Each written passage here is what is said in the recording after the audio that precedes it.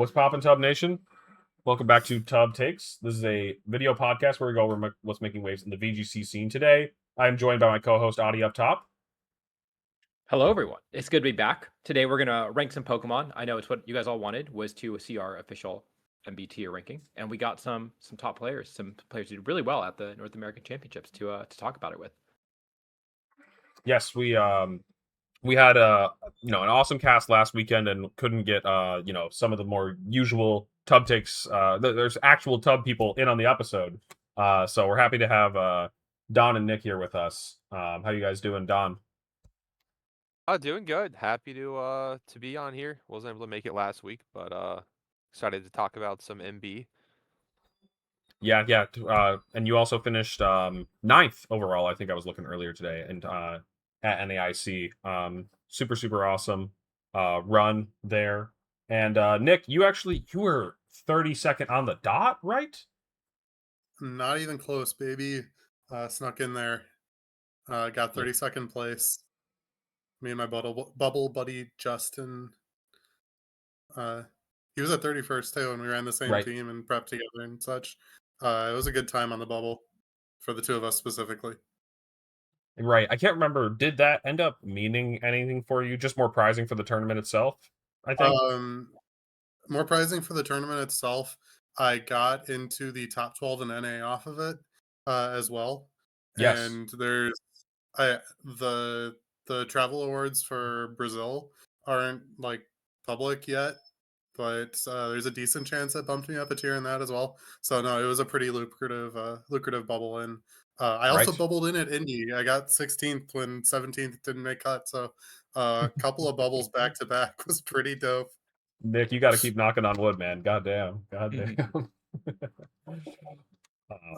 All right. Well, I was going to say that we're going to talk a little bit about the tournaments that took place over the weekend, some news about the World's schedule, as well as NAIC. But if you're here now, but you're not going to be around for the whole episode, or if you'd much rather listen to us talk at 2x speed over on YouTube or something like that, this is posted on Adi's YouTube channel, CK49, over on YouTube a day later. So check it out there tomorrow.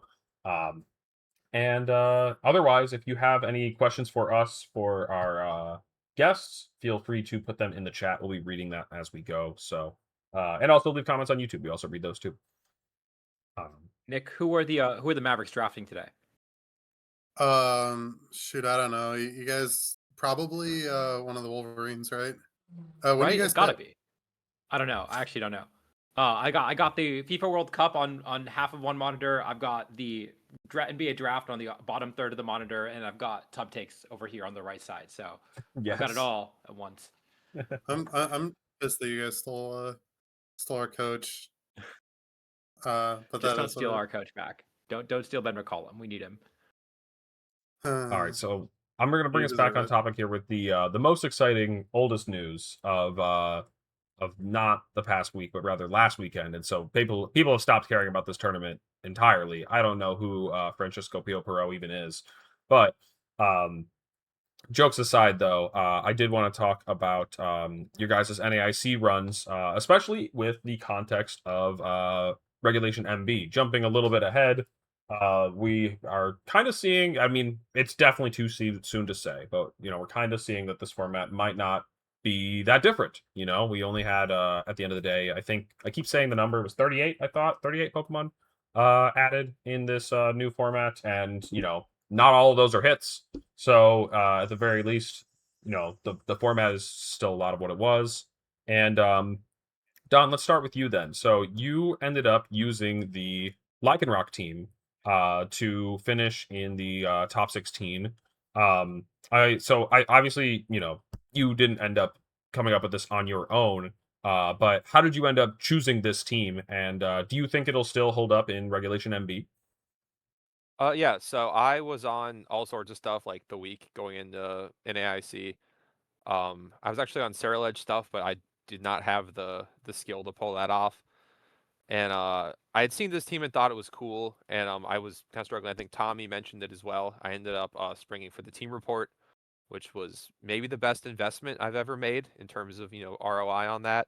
True. But Yeah, and like Tommy and I, we tweaked some spreads. Mainly we just sort of speed crept everything, and I think added a little more offense to like the Sneasler. But yeah, it just Hmm. still felt really strong into a lot of the common stuff, and I do think it kind of holds up. I think there's a few things some of the Mons don't like. Um, Zard Fari is tough and it's still around, but of the new guys, you kind of have tools for most of them. Hmm. Yeah, I feel like I think we saw it do well in the Smogon tournament, jumping a little bit ahead here, but We um, saw a couple people cut with it. Carson cut with it. yeah, top 4 with it, and then Carson also in top 16 with it. So yeah, I mean, definitely a bit of I mean, I'm jumping ahead, of course, but that this whole episode's going to kind of be a back and forth, but definitely a little bit of this being like, putting together a new team with 3 days is going to be harder to pull off than using something established that covers its bases well.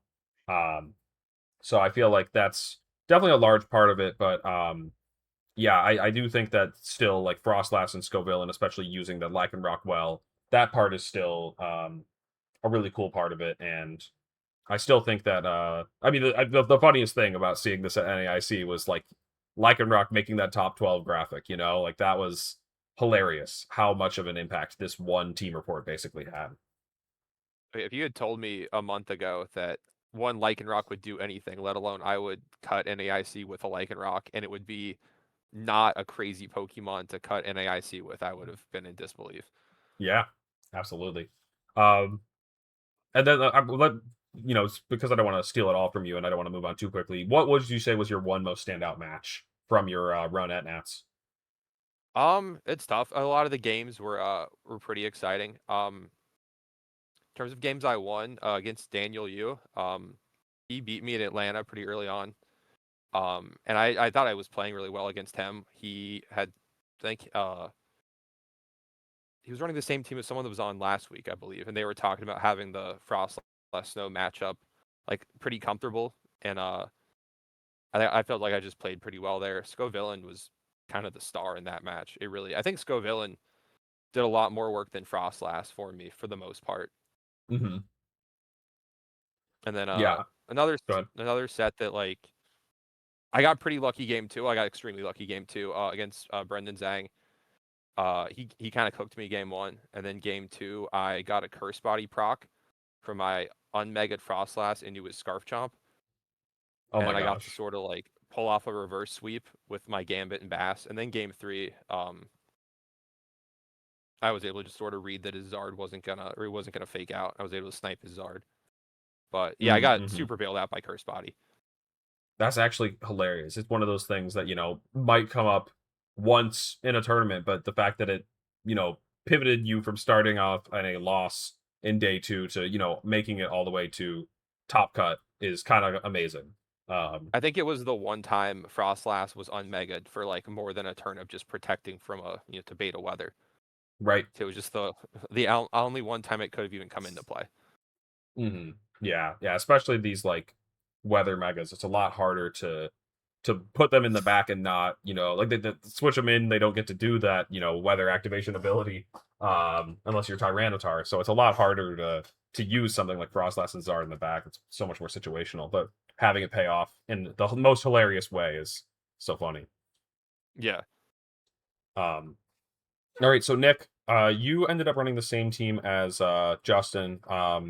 The Floette, like protect the queen type stuff, but also featuring Blastoise. So I'm curious, one, how did you end up on this? And two, do you think that it still holds up in MB? So, first off, I mean, credit to Justin. He's the one that put the Blastoise on the Protect the Float comp. We, uh, like, if I say we, I'm mostly just mean Justin. That was pretty much the process. I helped with some of the EVs Hmm. and like figuring out lines into stuff. But yeah, he just took the indie team and ran with it, slapped a Cine on it because that's a pretty natural inclusion, and then Blastoise just matches it has a really nice pairing with Float where like obviously it uses all the same tools like Instant Sneasler, Cine, and then a Mega is just a very straightforward mode that has um, like it sets up the tower, but also it has enough support damage of typings that just pair really well with it. Mm-hmm. The one thing that might not be immediately apparent from just looking at the team is that Dark Pulse is really, really good on Blastoise. So it dunks Bastia Legion if they are no bulk, and most of them opted to run the like 14 defense or whatever for the Scarf guys. So you can just shoot that guy, and it's really clutch. Um, it just has it has really good synergy with the double fake out. Since double fake outs fear ghosts and choreograph, and Dark Pulse farms those guys. So that's some nice synergy that the team has going on. That's what Gambit's also doing on the team. I haven't talked about him yet because he sucks, but he like that's the same thing going on there. Not and I guess the mindset for the team I'll talk about. So when you're playing Instant Sneasler, Cine, Floette, you generally play like a total bitch. You just you make sure Floette can never die. You protect the castle at all costs, and you will get there in the end game. When you're playing with Blastoise, you don't have that much margin. So Blastoise, you just have to like ball out the entire time. You have to make aggressive reads, and I really like the dichotomy of like playing a set where you can just really mess with your opponent's like read on you as a player. Like just playing a 20 turn game with Flo at game one where you're just smooch protect, switch to instant smooch, protect, switch to Sneasler, and doing that to grind the game out.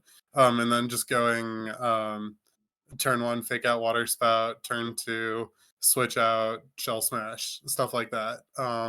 Is just it's tricky to play against and figure out that that's what's going to happen. Um, And so, do uh, you think that yes. Blastoise? I mean, Floette, without a doubt, is probably going to be good in MB. But what about Blastoise? You know, does the B in MB stand for Blastoise or not really? So I mean, it was a meta call for MA, but like specifically for NAIC.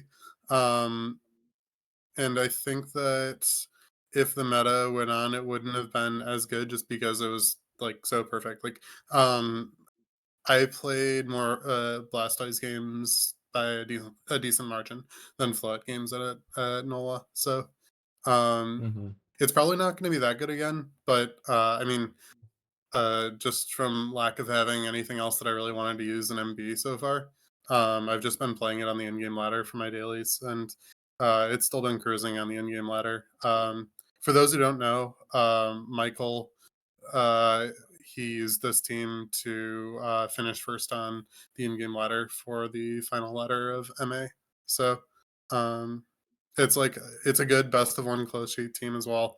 And yeah, I think it'll be probably not the strongest thing you can be doing, which it has a decent case that it was for MA, like based on Michael's finish, not really minor Right. Justin's finishes, but and it probably won't be the strongest thing in MB, but like it could be very good still. Got you. It's I been got a you. fighting game. So then, from your run though, what was your one most standout match then? Um, so it was probably Arsenal because I smoked his ass. He had no matchup, and I just completely cooked him in two. I really did not want to play your team. Uh, again, I'm gonna be really annoying because I'm gonna also say that exact same commentary against Thomas Irwin. Um, uh, he he was running Toxapex stuff, and Pex has a real big issue against Life Dew Sinistra because Infestation does 12 per turn and Life Dew heals both your guys for 25 a turn. And that math just does not math. Uh, Yep. I shell smashed with my Blastoise twice in both of the games. And that's just kind of how this one went down. Yep. Yeah. Um, that one is pretty funny. Since I've been short, I'm going to talk about one more, which is the set against Dawe, which is basically the inverse. Round right. 1, scroll down. Yeah. I played against Dawe. We had prepped together. She, like, had known about my team for the week leading up, and like, I just got smoked. She made some really good aggressive plays, and also had a good matchup. And that combination is tough to overcome. So, And I heard that you guys I also don't want to shared a just couple of talk about spreads, like you might have yeah, had the some float speed spread ties. was, and the float and the sneasler were the exact same spread. Sure, right. Or maybe a point off on the sneaslers, but yeah. Mm-hmm. The floats were very good. I cooked on the float EVs. Yep. So That's my. so then I think that's going to be it I don't know. for. Sorry, Nick. What's that? Oh, I can say more, but like, yeah, we can keep moving. No, I think we're going to be moving along here because yeah, this is ultimately old news, unfortunately. And so and things do be moving fast. Fortunately, in my opinion. Let's keep going. So true. So I did. We got. To, I think it was funny. I lost to Francisco and Eric. The finalists, Were yes. Yeah, the 2 finalists. Yeah. And So you're actually the Cream third also had a player really good tournament. All right, so the next one actually is going to be less results based stuff. I kind of I put the things in order of chronological stuff more so anyways. I don't know. Actually, this isn't even chronological because this was announced today. But anyways, we're going to take a brief break from talking about Pokemon analysis stuff and more about the upcoming World Championship schedule.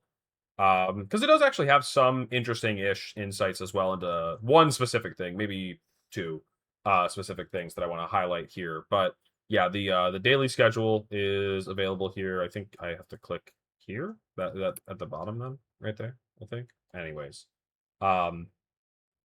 this is largely about the different activities like meet and greets and stuff that you can do at the World Championships as well as XP. You know, we are very much like bundled with XP now. So we're not the only event going on.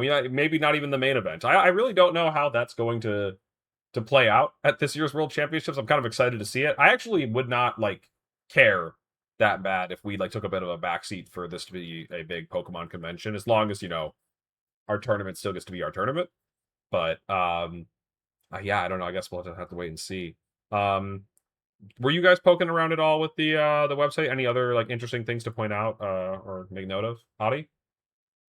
Yeah, I think the schedule, honestly, they hyped it up so much, but having looked through the schedule in previous years, this is very similar to the types of events that they've had in the past. There is a lot more like artsy stuff. So, for example, you can create your own clay Pokemon. You can do cupcake decorating. Um, I think they already have had like Build-A-Bear Pokemon or Lego Pokemon before, but like stuff like that. So there's a lot of like very cool like artsy stuff. There's a Pokemon dance event. There's a hair salon.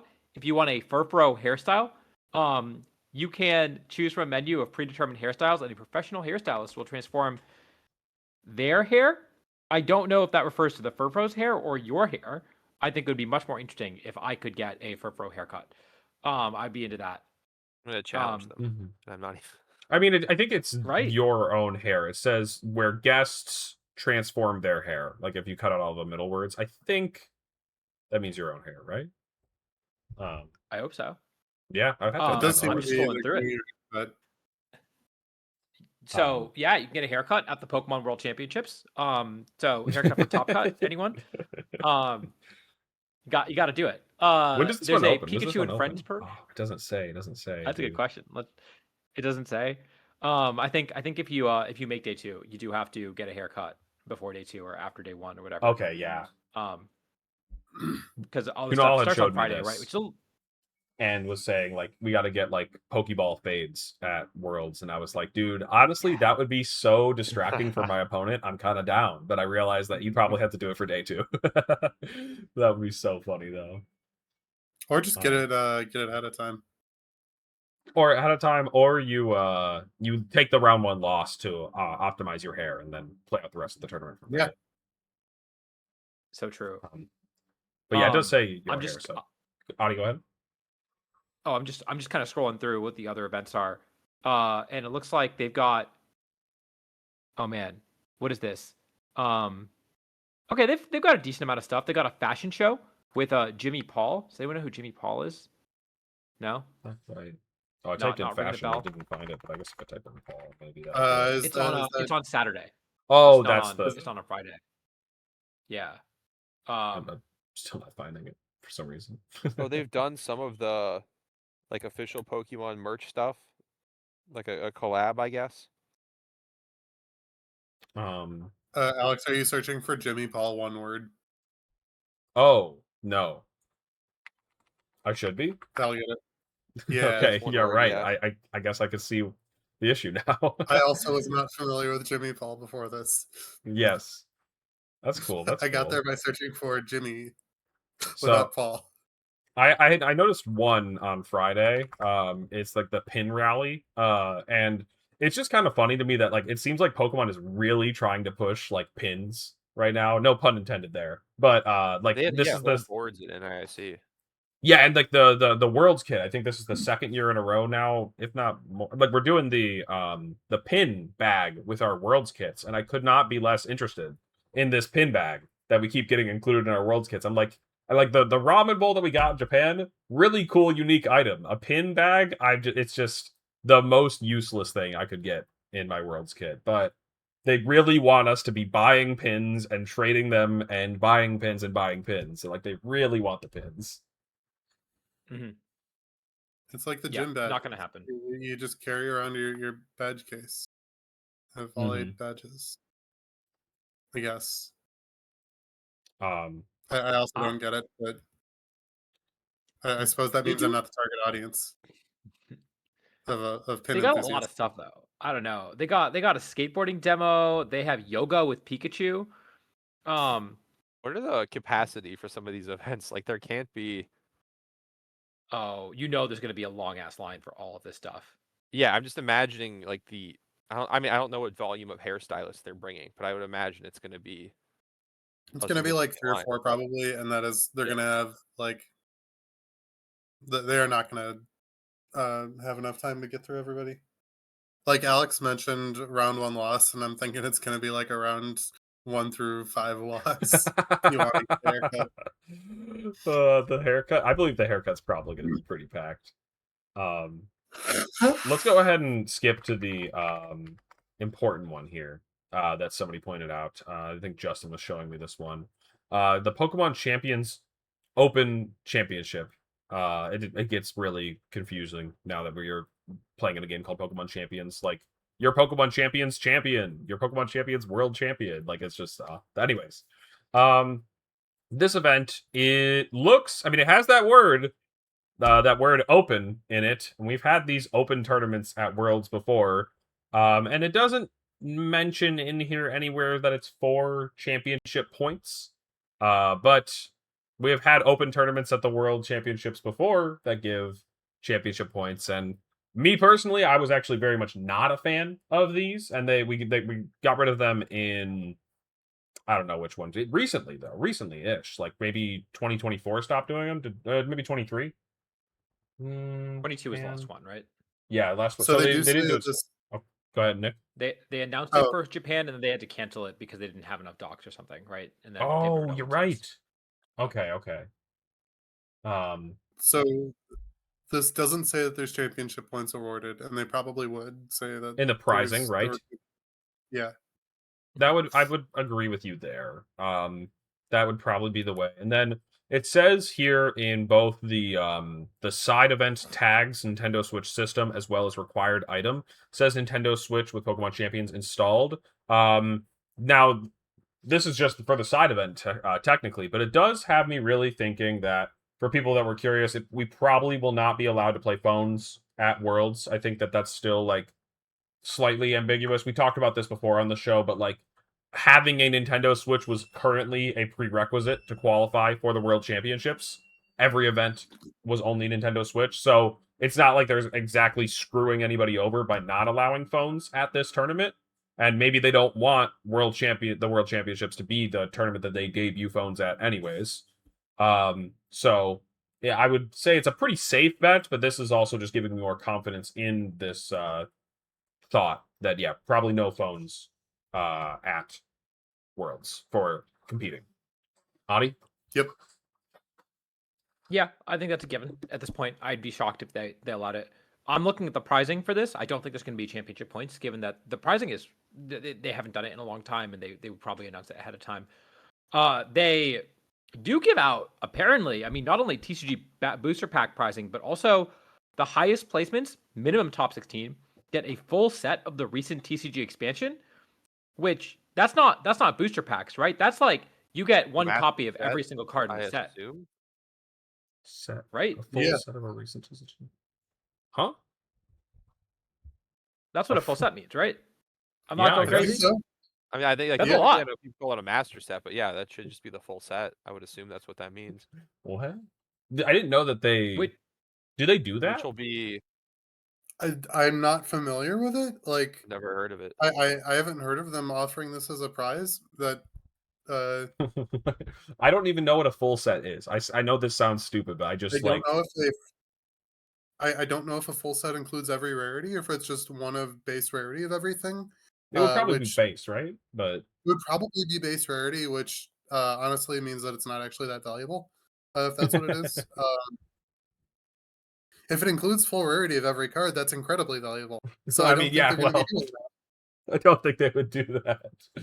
Yeah, Like, maybe they would though, right? If they're trying to make this a big event, and they I don't actually know what the difference is there, but like I feel like they actually would splurge on pricing for these, especially since it's so cheap for them to actually produce these pricing. Yeah, no, that's my thought on it. Is like I don't think it's likely that they're gonna give you all of the full art like $1,000 Charizards, but it's non-zero that they do that, specifically because it's the World Championships. Nah, I want to. I don't know. I'm going to push back on this really quick. I think I'm just agreeing with Nibbles in the chat here, saying that it might just be a strange way of wording that it's actually just like a box, a booster box. You know, like I think because it's kind of implied. Like it says here, you could get, you know, in certain pricing, you get booster packs, and then it's like actually, you know, all those packs are in a full set in a box. I guess I don't know. It's weird, but I feel like it's probably just a booster box. I do agree. It is probably just a box. It would be wild, though. But they say a box they already say a box for top 32 minimum, right? I guess they'll just say packs for the top 32 minimum. Okay, so yeah, it could be the top 32 gets packs and top 16 gets a box, but I don't know. I think a full set means something very specific. That being said, it is good with Adi, but I also think it's more likely that it's just a box. Yeah, I think that'll be like the. It's weird that they wrote it like that then too. Which I mean, I don't sorry, know, wait, one second. Don, can you repeat yourself? We were talking over you. Oh yeah, no worries.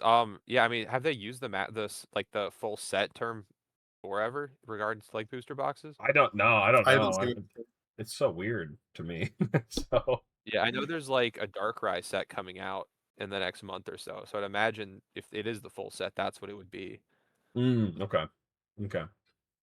Are there any other interesting side events things to highlight then before we move on from talking about the world schedule? Because yeah, I mean, this is just a bunch of different activities that you can do at the World Championships. Me personally, I mean, maybe I'm on the boring side here, but I don't think I'll probably do almost any of this. That's unfortunate to say. I'll probably be spending.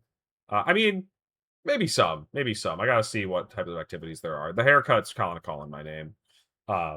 No, jokes aside, there'll probably be some cool. This is like XP as well as like Worlds, right? Like this is mostly the XP stuff. Yeah. Yeah, and if there's like exhibits to see, I could be interested. Like, you know, different art things or like history things, maybe. But Adi, sorry, go ahead. Last year honestly felt kind of underwhelming as far as all the stuff they had going on. I thought right. I thought Hawaii was more impressive, where they had that whole like play area, and there was just like a whole separate area that's actually kind of far away, not right next to the competition. Whereas in Anaheim, it felt like they were a little more restrained, and it didn't help that the bicycle, the motorbike that they have in all their advertising didn't actually work.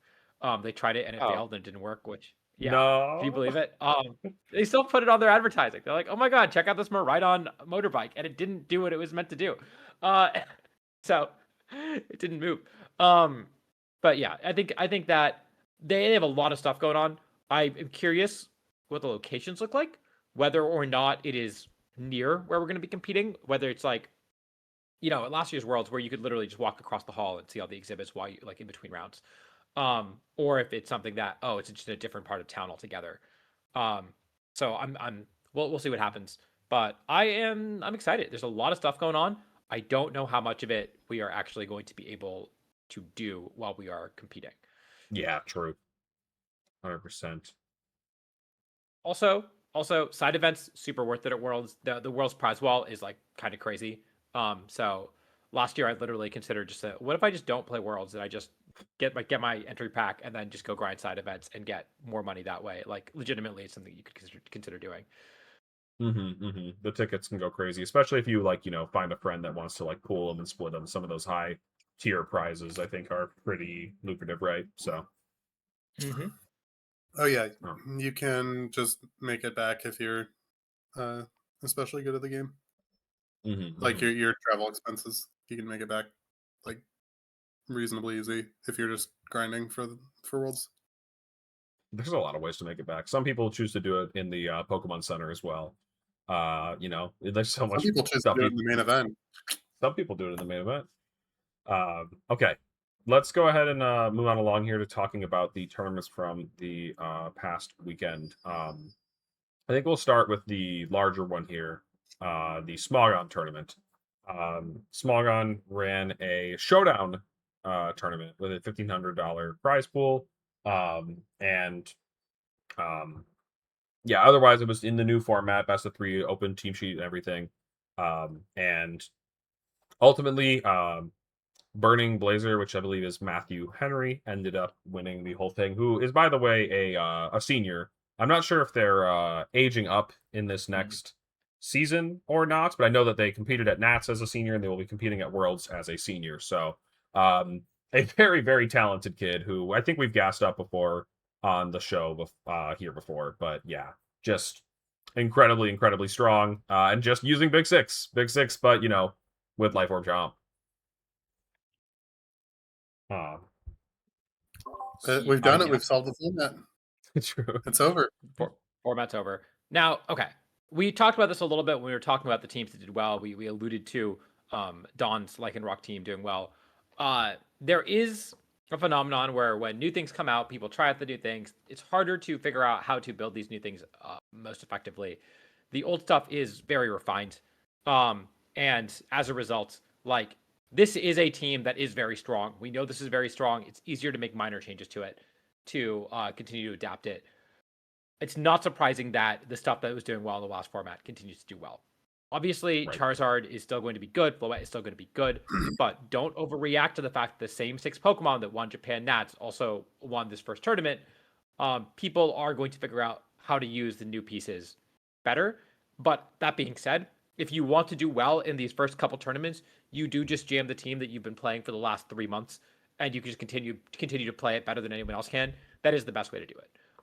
So, not surprised this is doing well. I think we're probably going to see very similar teams to this continue to do well at the World Championships.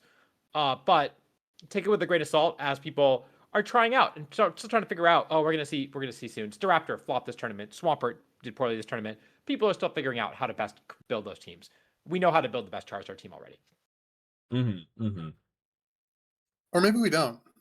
Maybe the best Charizard team is a Goldingo. Who knows? That's true. There are some other like old teams getting minor updates as well. Like the in top 4 here, this was just similar to what Eric Rios was running, but with 2 new item additions, Life Orb on Chomp and Expert Belt on Fari, which I don't think I can pass up without saying that just sounds terrible, but like, go off. It does just sound terrible. It got top 4. It got top 4 in this 800. Was it 800, right? Person tournament. 898. We'll call it 900. No, we can call it 900. Yeah. So fourth place in a 900 person tournament. Maybe was that the key to their success? Absolutely. I think it was the only thing good about this team. Expert Belfari. This and is we're the just guy done. who beat me in top 8 of Kirathura with Araquanid, by the way. Roy. Oh, Yeah. wait, is this? And then Yeah. I think I played him in like Vegas. I think because I played him and he also had an Araquanid there. Spider's in this format. Yeah. What's he doing, dude? Where's the spider? He's using good Pokemon. He qualified for Worlds using the fun mons, and now he's grinding. Right, just using Much good like stuff. the rest of us.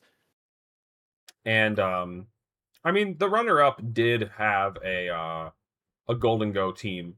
It was a bit of a interesting like take on like not like the typical Tailwind offense, instead using Talonflame over a Whimsicott, and yeah, some other things that just like a little bit stranger here. Like I actually hadn't even looked at the Sinistra yet. I'm now realizing that it's just like Colbur Berry, Strength Sap. Like it doesn't even have Matcha Gotcha. That's kind of weird. The Definitely. charcoal That on is kinda weird. charcoal overheat's kind of cool on Talonflame. The mixed nature That of was naive scary. there. This guy was my only loss in day 1. And the Talonflame was super scary. Overheat, really, like this entire team, if you look at it, I didn't maybe fully register it. It's 5 mons that kill Metagross and like the steel types. And then flow it. And turns out That's that true? works. Like A lot of it really Metagross was. usage. I brought my Metagross to it and said, "Wow, this sucks. Every single mon on this team kills my Metagross." But yeah, no, I was really impressed by the Talonflame Goldengo. That was a combination that we saw a lot in Regulation C in Scarlet and Violet, largely alongside Great Tusk, which is Garchomp. And it turns out that core, that Talonflame Goldengo Garchomp core, is still really, really strong. I was very impressed. I think Power Gem is really good on Goldengo as a way to, Yeah. make it threatening against Charizards, namely, and against Incineroars as well, right? So you just get to do a big chunk to those, and it gives you another option to click that isn't Make It Rain, so you can save your Make It Rain for when it's really impactful. So yeah, I was actually very impressed by Talonflame Goldengo and the amount of pressure it put on as a lead, especially when you had overheat on your Talonflame. It would just OHKOs a lot of these steel types. There's also some cool other items I think that Golden Go can be running. I think Life Orb is showing itself to be the most common, but I think Sash is interesting because Power Gem still one-shots like a bulky Charizard without any type of extra help. Like even if it's like max HP, as long as they're not running special defense investment, you should get the KO. And then Scarf also seems quite cool. With a Scarf, it's capable of outspeeding even the fastest thing that you would need to outrun naturally, like a Mega Aerodactyl. You will still be able to outrun that. So I feel like there's some decent merit to this Golden Go Pokemon that I guess we'll save for a bit more later when we talk about which of the new guys are the most and least impactful, of course. But yeah, Adi, you said you ended up playing against this person. Before we forget to get to it, you ended up finishing. I finished 8-3-1. And yeah, You so might be Adi, we asking. talked about a couple of your losses, and maybe we can talk about the wins, but I'm much less interested in that. I want to know about the Yeah, that's one. Why is there a one here? What does that mean? Okay. So here's the deal. Here's the deal with this tournament. And so I queue up. First off, you can see I lost 2 wins in a row, which is very sad. But so I queue up. I play round 1. I play a really, really intense round 1 against what I looked like with like counter team for Zardslop, where they had the Sarah Legend. I was like, oh my Sure. god, I can't believe I played so well and won. And I'm chatting in Discord and I'm typing to my friends and not paying full attention. And I check back in with and I see that round 2 is up, but not only is round 2 up, but there's a 45-minute timer on the round, and on the thing it says on the description it says 10-minute check-in time, and I noticed that the timer says 37 minutes, but it says I've already lost my round because I didn't check in time. It's like, that's weird. There's no ping. They didn't ping anyone in round 1 or 2 saying the tournament or round 2 saying that the round was up. There's no notification on Limitless saying the round was up, and so I just didn't notice. And so I have the screenshot somewhere. It was like at that point, at the 37-minute mark, so 8 minutes into the round, of the 470 matches, like 133 were completed. And I was like, there's no way that 130 people finished their matches in 8 minutes, right? It must be that a whole huge number of people didn't notice. I was talking to Dawe, that was one of the people I was talking to, and she also said that she got an activity loss. I saw Vishy got an activity loss in that round. So like a whole bunch of people just did not notice this round was up and lost as a result. But I am annoying, and so I went to the Smogon VGC Discord, and was like, "Yo, like I didn't realize the round was up. It looks like a quarter of the tournament didn't realize the round was up. Like you gotta do something. Like also, it says 10-minute timer, and I clearly like was here before 10 minutes was up, as you can see by this timer. And the hosts said, okay, if you were in this situation, because a few of us were in the situation, just call a judge in your match, and we will reset the check-in. I said, okay, fair enough. So I did that, reset the check-in. But my opponent naturally was like, well, I won the round. I don't want to stay here for half an hour, 45 minutes doing nothing. So I'm going to leave and go about my life and come back when the round is up. And so they were not there. And so the judges originally said, hey, if your opponent doesn't show up in 10 minutes, you take the win. I was like, I don't really want to take the win. I really want to play this match. I'm really only playing this tournament to get testing for Worlds, to see how good Zard still is. I feel like real scummy to take the win after my opponent thought they won and then left. And so I was like, I don't really want to do that. I was like, I'm not gonna claim anything until literally we were the penultimate match. The only 2 matches left, and they were like, hey, we need to keep this going. We're giving you the win. I was like, okay, I didn't ask for that, but sure. So, and also, by the way, I tried to tag my opponent in the Smogon VGC Discord server. They were not there. They were not online in Pokemon Showdown. Immediately after that happens, my opponent pops into the Smogon VGC Discord server and says, hey, what do you mean I lost? I won the round. It said I won. Yep. As they should. That was messed up. And I was like, yeah, you can scroll up. You can see the whole discussion. Like, I'm really sorry. I didn't really want to take the win. And so eventually I was like, we can play a best of 1. And decided there. And they were like, judges were like, we don't have time for that. It's like, okay, like, what if we take a draw? And they said, okay, we can do that. We can give you a draw.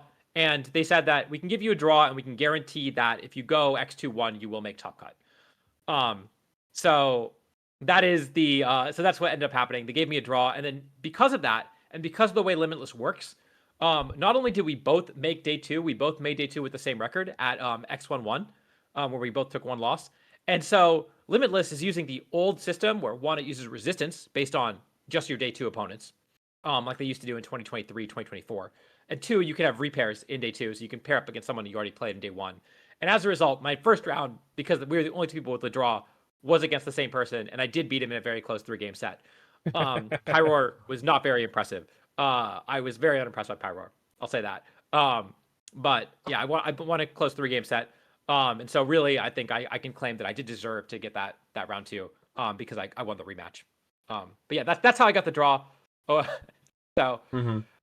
Yeah, I can talk about my team a little bit too. It's a pretty boring team, but it's just Zardslop. I asked Inc for a Zardslop team for the tournament because I decided that I want to get good with Charizard. I think it's probably still the best Pokemon in the format, and if I can't crack anything else for Worlds, I will be using Charizard at Worlds. That's what I've decided. So I'm going to be good enough at Charizard to feel comfortable running it at Worlds. So this is part of that. And I was like, but I'm not just going to run the same boring team. I do want to try out some of the new mons, so I did put a Metagross on the team. This is what Siddharth gave me. Metagross came to 1 matchup. It was that matchup I talked about against the Floette, and it just did nothing. And lost to all the other Pokemon. I was very unimpressed by Metagross. Really, I just brought Garchomp, Charizard, and Cinnamoroar, Sylveon to basically every single set, and it turns out those guys still like the best 4 Pokemon in the format. I really wish in my last round where I lost my last 2 rounds to Big 6 and then Delphox Balance, and I was like, damn, I really wish I had an Aerodactyl and a Kingambit on the team. That would make this so much easier. Or an Aerodactyl and a Fergraph would also make this a lot better.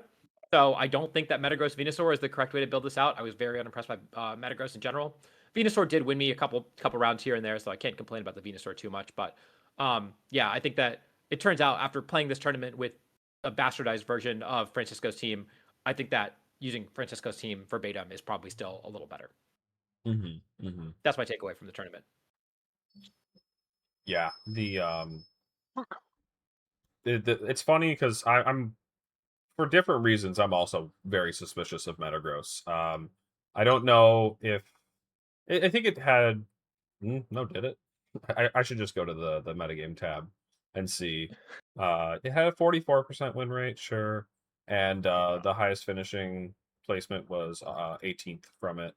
So And as we mentioned, you do have to take the 44% win rate for Metagross with a grain of salt because it's super early and there's going to be a ton of unrefined yeah, Metagross teams. I agree.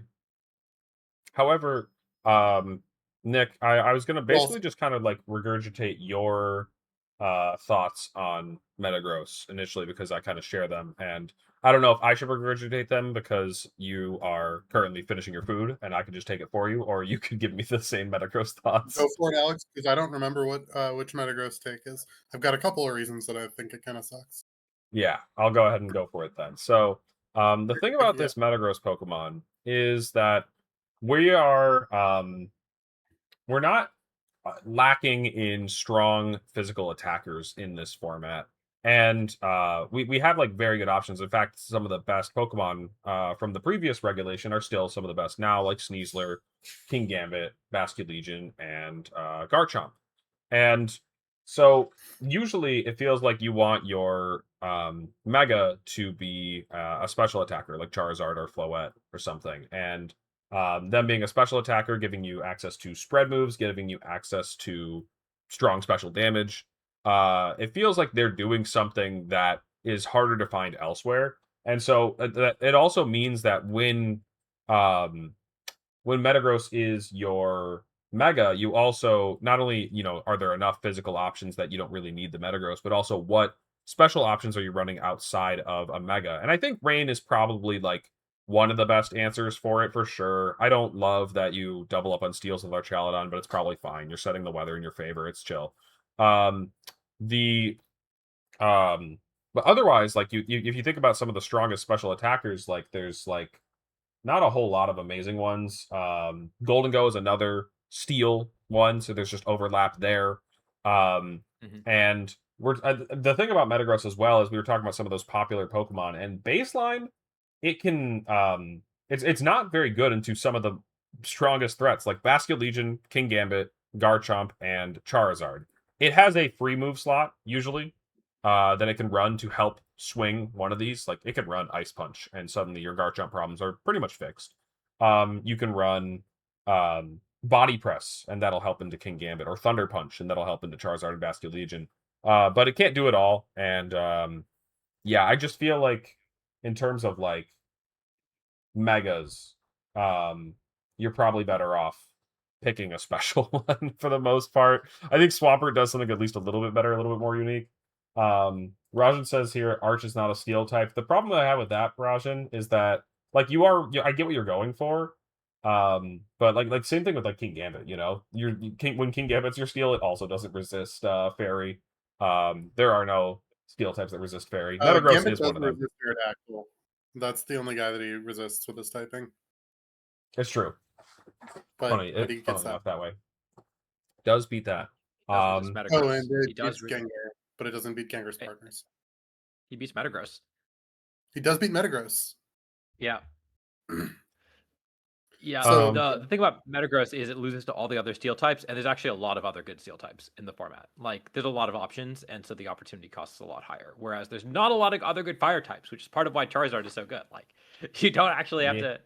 I mean, it's Incineroar, right? But like, you can pick Aegislash or Goldengo or Archaludon or Excadrill or Corviknight or I mean, the list goes on and on. There's actually like a lot of good steel types right now to choose from, and so Did you say yeah, I Goldengo? do think that. I did say Goldengo, or maybe I didn't, but yeah, He did say it. We could say it again.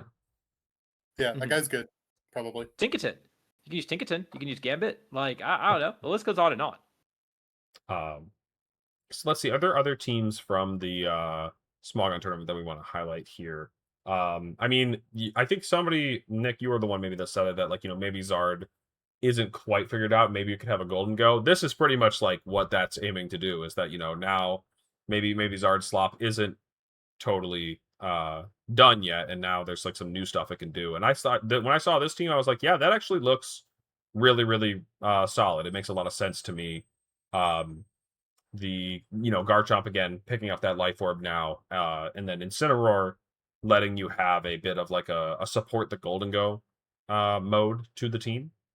So that's definitely a different take on what still looks a lot like what the Zard teams looked like before, but with some new stuff. So I'm gonna my first take on this one is that I've got a Black Glasses King Gambit who just needs 10% chip on Garchomp before it dies to +2 Sucker Punch, and it's got a Life Orb, and it doesn't have bulk EVs, and we're killing the Goldie, and we're killing the Zard, and we're killing the Basque. So they've got a Whimsicott and an Ensign to beat my King Gambit, Right. and that's just where my head's at initially looking at this comp. They did get knocked But out Well- by Swords Dance King Gambit, so that That's could tough. be only in someone part. could have seen this coming. They I lost mean, to you say that this one. As well. Oh, they lost They- to Ak- they were the 1 seed. They were the 1 seed in this tournament. Their only loss was in the very last round when I think they had, gone 11-1 at that point. So they had a really good record. I don't know if they necessarily played a Black Glasses King Gambit. I'm scrolling through. They did. They beat one in day 1 in round 6. Who did pretty well. So I In don't the know. first 11 Like, rounds, they fought 7 King Gambit and beat them all. So it's like not impossible, I guess. I don't know if Yeah, no, again, no. Yeah. The You should ask matchup's Kunal, really good. At hey, that how'd you success. lose to this? Mhm. So yeah. so- Then moving on. Oh yeah, MDB. He ended up using a Mega Raichu team. And it was kind of funny. I think he was saying to kind of consider Raichu almost as not a Mega, as more of just an enabler for other Pokemon. In this case, it was enabling mainly Ceruledge and Milotic. But I thought that seemed like a pretty interesting way to use this Pokemon. I'm somewhat of a Raichu believer. Like, I want it to be good. I, at the same time, don't think I could bring a Pokemon with 55 HP, 65 defense to the World Championships. Like, that just makes me a little bit nervous. But I think it's a really cool, interesting Pokemon. Would you have a problem bringing Kartana to the World Championships? Kartana could hold an item. It could, but Raichu can fake out. Like we've seen Pokemon with like very fragile bulk on one side work before. Right. You can just you can Hulk it out. You can give it all the points, and it gets to an okay spot. So the Also, Kartana none of comparison the items is... that you wanted to put on a Kartana you can actually run on a Kartana right now, anyways. So like, what's the point? He's true. You I would do run Sash. Kartana You in do the World Championship. Probably. Stash, do Sash. Sash would do it. But yeah, the thing about Kartana as well is that it's not this like one of powerful piece that you're allowed to fit on your team. Like, comparing it to a lot of other megas, they will take a hit or two before they go down. And people are running heavy bulk spreads on Raichu, and I think that does look like a cool way to run it. I do like that. But yeah, it definitely still makes me nervous, like I was saying. But very cool Pokemon. The other thing is that like it's strong, but not like picking up one shots left and right strong. And so like you gotta decide if that's gonna be good enough for you. If you're, fine with going for Zap Cannon into Floette for like about 45, and then Dazzling Gleam hitting you back for about 60. Well, hitting you for 60, 87% of the time, So true, so true. But so really, like, the expected value evens out. Does So I will say MDB has a hour-long team report that you can watch if you want to really hear about exactly how this team works. Right. Also, this team is basically just Dawei's team with a Raichu on it. So there is that. But I think it makes sense. I think that Raichu is not if you're trying to make Raichu win the game on its own, it's not going to do that. It's not a sweeper. You can't play it like you would in singles. It's not going to blast through your opponent's team. It does need to be able to take a hit, but what it does do really well is it does two things well. I think this team does one of this well. It does it helps you set up. It gives you turns to set up. I just saw that the Mavericks did in fact draft a Michigan I player, was by the way. just about to comment on that too. What it does is it enables setup with fake out and with Zap Cannon giving you free turns. Is really strong. And then also, I think electric coverage is really good right now. Like there are not a lot of Pokemon that resist electric coverage. Electric fighting is very unique coverage. And if you're thinking about offensive Pokemon through the lens of what pins can I create, I think it creates really unique pins in the format. And that's something that is maybe a little underappreciated. And that's how I think you're supposed to think about Raichu. I think it's a Pokemon that has a lot of potential. And as we've seen, when a lot of these other newer Pokemon have flopped, I'm curious to see how a lot of these newer Pokemon get built out. Raichu is one that I think we're going to see. People are not exploring with it. Clearly, like Michael is exploring with it. People should be exploring with this Pokemon. It's not. I don't know if it's top tier. Like I don't know if it's Zard tier, but it beats Zard, right? It beats Staraptor. It beats a lot of these like common Pokemon, and so I think it has potential. I think it's not like as immediately like shiny of a new toy as some of the other guys, so it's kind of fallen by the wayside. But I definitely think it's going to do more, maybe. Yeah, I am also excited to see more teams from it. And I mean, again, getting ahead of ourselves for when we end up ranking all these Pokemon. I definitely see a lot more potential in this Pokemon than I do for Raichu X. Yeah. I don't know about Raichu X. Making a lot of people I do. angry. I I know a think lot of he's Raichu X lovers, like Nick apparently. No, I said I think he's mid. Mm, I don't think mhm, there's mhm. anything that he actually like does. I've been on Raichu Y over Raichu X since like pre-day one. I can give you the receipts if you want them. No, I believe it. I believe I it. believe you. Can we talk about the other new Pokemon that performed really, really well in 8th place? Are you talking about Houndstone, dude? Oh, the Houndstone, team. dude. This has gotta be fake, dude. This gotta be fake. The dog? The What's ghost dog dog? doing? Defense for, I mean, what is its defense stat? I have no idea. When I saw it had body press. Its defense stats, like, I thought it was only okay. And like it's not boosted. I know It's it's not 100. Fluffy, but Fluffy doesn't change it as well either. Fluffy Even though is Fluffy is crazy, by the way. it is a broken ability. But yeah, this dog.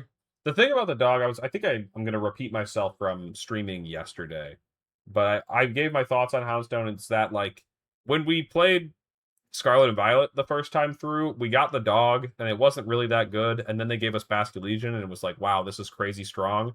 This time they did it backwards, and like it just means I just do not think that gives any room for Houndstone to shine. Like it just like we have the good last respects Pokemon, and I think even looking at this team, I feel like the Houndstone is here just for the love of the game. Like I think a Scarf Basculegion would just be better. I guess Scarf is on Hydreigon as I take a little bit of a deeper look at the team, but still, I think I'd rather have a Scarf Bass and not a Houndstone any day of the week. No, we've got the last respects guy that beats Gambit. Don't ask how good the last respects calcs are. Don't ask how much They're we're taking from really- Sucker Punch as we click body press. I guess we're Wisping first. You're right. It was first, and He then makes we. it his double burn on the team too, which is kind of cool. That is true. Ooh, I can do and, Houndstone last respects calc is right.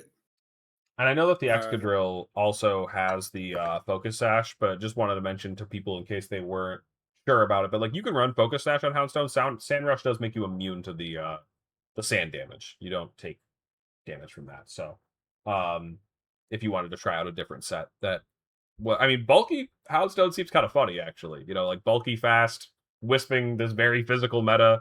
Maybe I just have it completely wrong. Maybe Houndstone's that guy. It does get ally switch. Yes, that's true. And I guess That's what I disable thought. as well. Oh, it gets Endeavor too, actually. That's kind of cool on a Sash guy that can't get faked out. If I'm playing best of one ladder, I am clicking ally switch next to my Tyranitar with it. That's what I'm doing. Yep. Yeah. I mean, you can do it in open team sheet as well and just never click it. You know, that's how you play ally switch in open team sheets. Yeah. Just make them Passive think way value. harder. Yep. Oh, can we talk about the Gyarados on the number 7 team? Yeah, sure.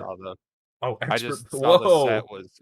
Yeah, I saw the set earlier and I had to bring it up. Earth, Wind, and Fire Gyarados, dude. It's the Avatar. What the heck? Oh, man. I had no idea it got Temper Flare. I honestly didn't know either. Yeah, I mean, I know it gets like flamethrower and fire blast, but this is physical. Don't fake it Yeah, out, it seems. or I'm gonna have a 150 base power fire move. Your Simisage is gonna get messed up. We don't have Rillaboom yet, but that guy too. Also, nobody's seeing the vision here when you click Power Whip on the Rotom that switches in and miss. And then you're like, all right, well, I'm going to hit the Sinistra next to it with a temper flare. Oh, that's so funny. Sure. Yeah. Sure. Okay. Let's see here. We got to talk about the Pidgeot. So the Pidgeot was I actually... think Pidgeot did better than every Staraptor. That was the funny Yes. storyline from this tournament, is that... and is it on screen yet? I know it finished 9-3. Yeah, so it got 21st. 20.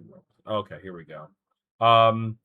Yeah, the funny story is that, like, yeah, Pidgeot got 21, and then if you go to the metagame and sort by Staraptor, which is like pretty high up because everybody wants to use it. 86 was the best Staraptor at 7-5, and yeah, it's pretty funny. Pidgeot though, it is also really funny that we got like another no guard. We actually got two no guard megas that I thought would be more interesting and stronger than Pidgeot, but this person's still running Pidgeot.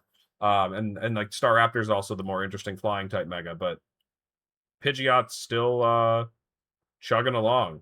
It doesn't have any redeeming stats, so I don't know why they're running it, but like you do you. Wait, what do you mean? It has Sneasler. That's true.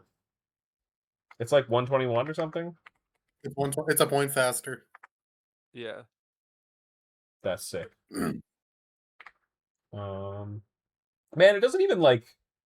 They didn't even want to give it like a good ability pre-mega either. Like they're running big pecs. Big pecs is. And it's like Kenai or something. Is it all the It's other funny because options, right? Kenai is just like no guard light. Like it's just. But anyways. He's got the eyes. His special eyes. No, you got your Untangle feat. Then if you get switched into a Hurricane, get confused, then you can Mega and you have an evasion boost. Yeah. No, you don't. It's only if you stay on Mega. Oh, is it? Oh, never mind. I thought it was like a physical boost. That's sadder. Yeah. No, never mind. It's just beat, not a. No, you just run the big pecs for when you switch in on a crunch, and you don't want your defenses to drop. I guess. Mm-hmm. There you go. I mean, it's more likely than getting an accuracy drop, right? It's true. Also, if you get an accuracy drop, you just mega to clear it because you're no guard. Right. So, yeah, that's pretty funny. And yeah, the Staraptor really did bad. Again, another take I'm repeating or stealing from other people is, I think it's quite funny, is that Staraptor is the bad player's favorite Pokemon. The favorite like strategies, it was just like too shiny and cool for everything. And so like not everybody that uses Staraptor is bad, but everybody that's bad uses Staraptor is basically how it shakes out. And so I do think that there will be some good players that build Staraptor teams that are a little more worth respecting. But right now everyone's having too much fun clicking side fake tiers, side charm, and that's just like a bit too all in when you could make a much more well-rounded team that doesn't try to force Staraptor through its bad matchups.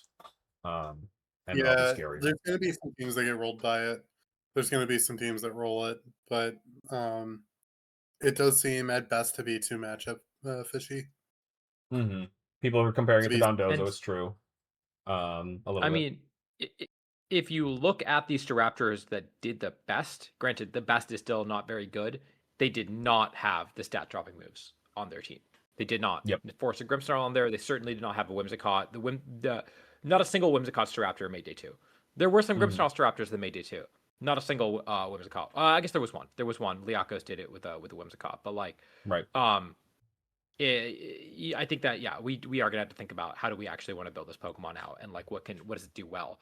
And I think that the best version probably still does have a Grimmsnarl on it, if I'm being honest. But yeah, I don't think that the greedy builds are I think that it's gonna take a little time to figure out exactly how to build this Pokemon correctly. Mm-hmm.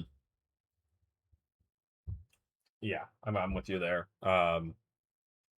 let's see. So Although, go ahead. speaking of Pokemon that your good players like to use that flopped, not a single Swampert made day 2 or made Timmy top cut either. Swampert did a little better. But top placing Swamperts were 17th and 18th place with Aaron Brock and North. Both went 9-3 with it. So that also had a little bit of underperformance. Geo, your world champion, brought it and went 8-4 with it as well. So it's another one of those Pokemon that a lot of unlike Staraptor, where I think a lot of bad players were drawn to it. Swampert, I think a lot of good players were saying this might be the best new Mega. This is the best new archetype, and still did not do super well this tournament. Totally. Yeah, I think that Swampert's like fine as a Mega, but what bothers me about it is that again, like the special Megas are the ones that feel a little bit more impactful, and everyone's hyping up that it got Wave Crash, and while I agree it kind of needed that power bump, means your Mega's using a recoil move, and that feels really mediocre when Charizard just gets to click moves without any, punishment. And like I guess Floette clicks a recoil move, but it's like not the same. Floette's clicking a recoil move that's like beyond powerful. Like it's way too strong. But yeah, Swampert like wave crashing itself. So often I'll have it like that I wave crash something for either 90% or 100%. And then I get KO'd in return because I take recoil and I'm in range of something now. And I don't love that. Should we quickly go through some of the other new Megas in this tournament? My take was actually like maybe not incorrect. I tweeted a take that Rain's best Mega wasn't Swampert, it's Metagross. Right. And there actually were quite a few good performing Metagross Rain teams. Like just looking at the Swampert standings, there's a Metagross on a couple of the top teams. Oh yeah, they're all using Metagross. The problem is, Nick, is that I think Metagross is bad, dude. I think Swampert's better. That's fair. I think I don't know. I think actually, Adi, one thing that I might want to do is I might want to just quickly hop over to the Smogon tournament, or not the Smogon, the VR tournament, so we can get to ranking these Pokemon, because I feel like we're doing a lot of that as well through the lens of these teams. We can also jump back to the teams to use those as talking points as well. So let's talk about the fact that we're talking about MA teams on top, and that's exactly what Lewis Markle did here over in Victory Road. Lewis ended up winning the whole thing. And this is funny. I thought about tweeting this regarding Lewis Markle, because after we had him on Tub Takes as a guest, I went and posted in our Tub Takes chat, like, man, Lewis is the nicest guy. It makes it so hard to dislike him for running the cringest teams. Like, just like for running the most like uninteractive, like fake out cycle teams. Like these teams are just they're strong, of course. And yeah, Lewis is a very, very nice guy, just gonna be beating you to death with these fake out blenders, it's so funny. Stupid shadow art players. So, and then word is also getting around, I think that I think not this team necessarily, but I think a lot of the Italian players were saying they thought that the Delphox team that Dubious here ran, and so did Teotime ran, they think that's like one of the strongest teams in the format, that it just like doesn't have bad matchups. So yeah, Delphox Floette. It's just doing the same thing as it was in the previous format, but Genius is using the instant version. Notably, like a lot of the Zard players are no longer running Aerodactyl, for better or for worse. And I think that was one of the Pokemon that did really well into the Delphox team. And so just outspeeding it, clicking Rock Slides into it. And so, yeah, I think that if Zard teams are dropping Aerodactyl, like I regretted doing because I lost to it in the very last round in the win and in, yeah, Delphox is going to look a lot better. So that makes a lot of sense. And I think in a broad sense, MB has given us like 3 or 4 new things. That is Life Orb, Grimmsnarl with screens specifically, usually like screens teams. I think the other sets are good on it too. Rain is much stronger now because of Swampert and some of the other stuff. And Trick Room is also looking a lot more viable. But I think this is actually one of the more interesting teams out of this tournament was this Mawile Zard team. I thought that was kind of cool. Using the Mawile, kind of like almost like combining Sylveon and King Gambit on some of those Zard teams into one slot. Instead, now Mawile here and can really use the Trick Room well, which I thought was cool. Yeah, this one seemed interesting to me. Yeah, no, they just have 7 Pokemon now. True. They've True. got the Oh. the Mawile has the Sucker Punch. It's got the Fairy coverage. It's got the fighting coverage. It's got the right typing. It's They Zacian. just get to Zacian's have, back. yeah, they've got their Zacian, so they can fit the Whimsicott and the Fergaraf and the Basque and the Chomp and the Zard. Like that's just a 7 Pokemon team right there. And seeing it with Wims and Fari is just like, oh, are we going back to this? I don't think we are, but like, man, Wims, Fari through Scarlet and Violet, like the tail room forever. They just have all the guys. That's got to be cheating. Crystal used this Rain team, which is funny because for people who've been playing for a long time, Crystal Rain was just like a team that was really strong back in the day. Rinya Sun making a comeback in good 2026. Crystal Rain making a comeback. I don't remember if Crystal took this team from somebody or if they made it themselves. Whatever. Either way, yeah, it's like just a very. This is probably like what the blueprint is for Rain teams. There's actually a good amount of people running these 5 with Sableye for whatever reason. I think maybe Cybertron made a video. I'm sorry, Sableye's bad. We don't have to use that guy anymore. We use Grimmsnarl now. Parting Shot with Weather is actually so annoying to deal with. It's so hard for these Charizards to overcome that. On top of the fact that you also have like priority Parting Shot that can reduce the damage of all kinds of hits incoming. So Parting Shot, even though Grimmsnarl has lost Thunderwave, Parting Shot's been very, very good. Sorry, Nick, go ahead. Oh yeah, no, I was just gonna vouch for what you're saying. Like they have to non-mega Parting Shot, but it doesn't matter because you lead Grim Arch and you shoot an Electro Shot at the Zard. If they switch out, then cool. You just reposition later and for later, and just still get to Electro Shot a guy and force their Zard to switch out before megaing in a rain matchup. So they're gonna have to sack a guy, and then they're just down a sack, and like it's just pretty dire to play against Grim with a Charizard. The solution is, of course, to have a faster Grimmsnarl, and you fake him out turn 1 and Heat Wave him, and then get into a Parting Shot war. But then you're Parting Shotting first, so True. we're gonna have to see how all this develops. Faster Grim Right. does get to Spirit Break their Grim though, and you like Yep. protect and Spirit Break and Heat Wave, Spirit Break, fake out Heat Wave, Spirit Break probably kills their Grim. But there's some stuff going on. We can lab this out later. Yep. The solution is going to be running the Grimmsnarl on the third team, and we don't have room for 8 Pokemon. We already have 7 Pokemon on the team, but really, it's going to be tricky to fit the 8th on. I think the last team that I think like you just run What's that? Turbo Imprison Grim on your. Does it design get it? team, I and can't then remember if it does. It It does. gets it. Okay. Yeah. There we go.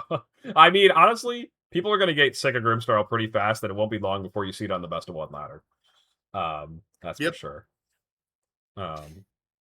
You can set up your screens. I don't care. We're just imprisoning, fake out, and Spirit Break and Parting Shot. Like that's just the set. I was kind of thinking that that Grimmsnarl didn't have a great 4th move on that set. So yeah, that's a good 4th move. I'm with it. The last team in top 8 here is one that I think definitely looks interesting to me, using the screens to just make Venusaur and Metagross unkillable. 2 very strong, stable megas with how bulky they are. So, and on top of that, the Coil Milo stuff is here as well, with Life Dew to keep its friends healthy. So, this team I thought looked like it would be very annoying to play against with how like hard it would be to remove some of these guys. Yeah, I agree with all of that. This Yeah. team looks annoying. It is. They're all in on the Life Orb Chomper is the best Pokemon in the format propaganda, but they're running Tantrum over Earthquake because they have no ground resistances. So that makes sense. And even though Instant Grim was used some in Scarlet and Violet, I still just have so much Sword and Shield association with it that it just gives me Sword and Shield vibes. Like, it's Yeah. just funny that way.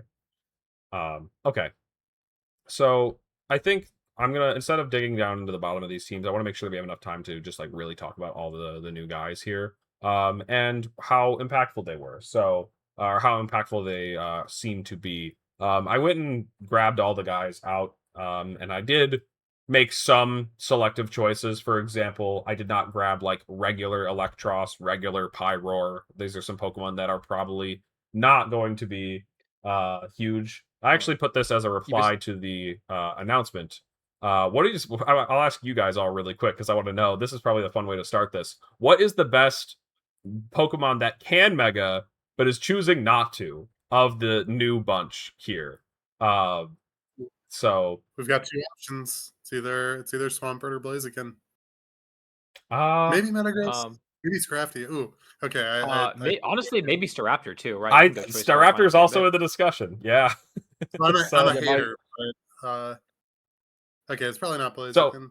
everyone's waiting a little bit, but yeah, Don, how about you start us off here? What do you think is your pick for the most impactful, could Mega, but is going to do something else guy? I feel like most likely to like show up and not be megaing, I think might be Blaziken, just because it has like this coaching stuff it can do and stuff like that. It's kind of a good partner for Metagross outside of like Earthquake. But Scarf Final Gambit, like there's just gonna be hard trick room with Scarf Final Gambit, and that alone might just carry the non-Mega Star Raptor. Right. And yeah, I do want to specify that this is not us saying, which of these picks is going to be in the S tier. I think that we are setting a low bar. It seems like this pool of Pokemon, specifically like the Megas exclusively, not putting up huge numbers. But yeah, it's just kind of funny that a lot of these Megas that they added have very poor non-Megas. So like it's just fun to pick of the worst of them. What's the best? Adi, what's your thought? Well, so I mean, we talked about what the good ones are. There is one non-mega that is better than its mega, which I think is very funny, and that is Dragalge, which Mm, just does less damage after it mega evolves. The mega is like a singles Pokemon with Regenerator and Flip Turn, which is probably pretty cool in singles. But in doubles, you just want to keep adaptability and just do more damage, and it's already got great special bulk. Like, so it is pretty funny that it gets worse when you mega evolve it, and I think that you maybe just keep it in non-mega form and say that actually, hey, poison dragon coverage is really not that bad with adaptability. hmm Right. I really Nick, wanted him to be better. I know. I know. So I think the most common is going to be the Scarf Raptor, but I think that guy sucks. hmm I'm gonna go for Swampert. He can do some funny stuff with Earth Power and Ice Beam. Um, hmm I think it was Soheb ran it at NPA, and it gets some funny calcs.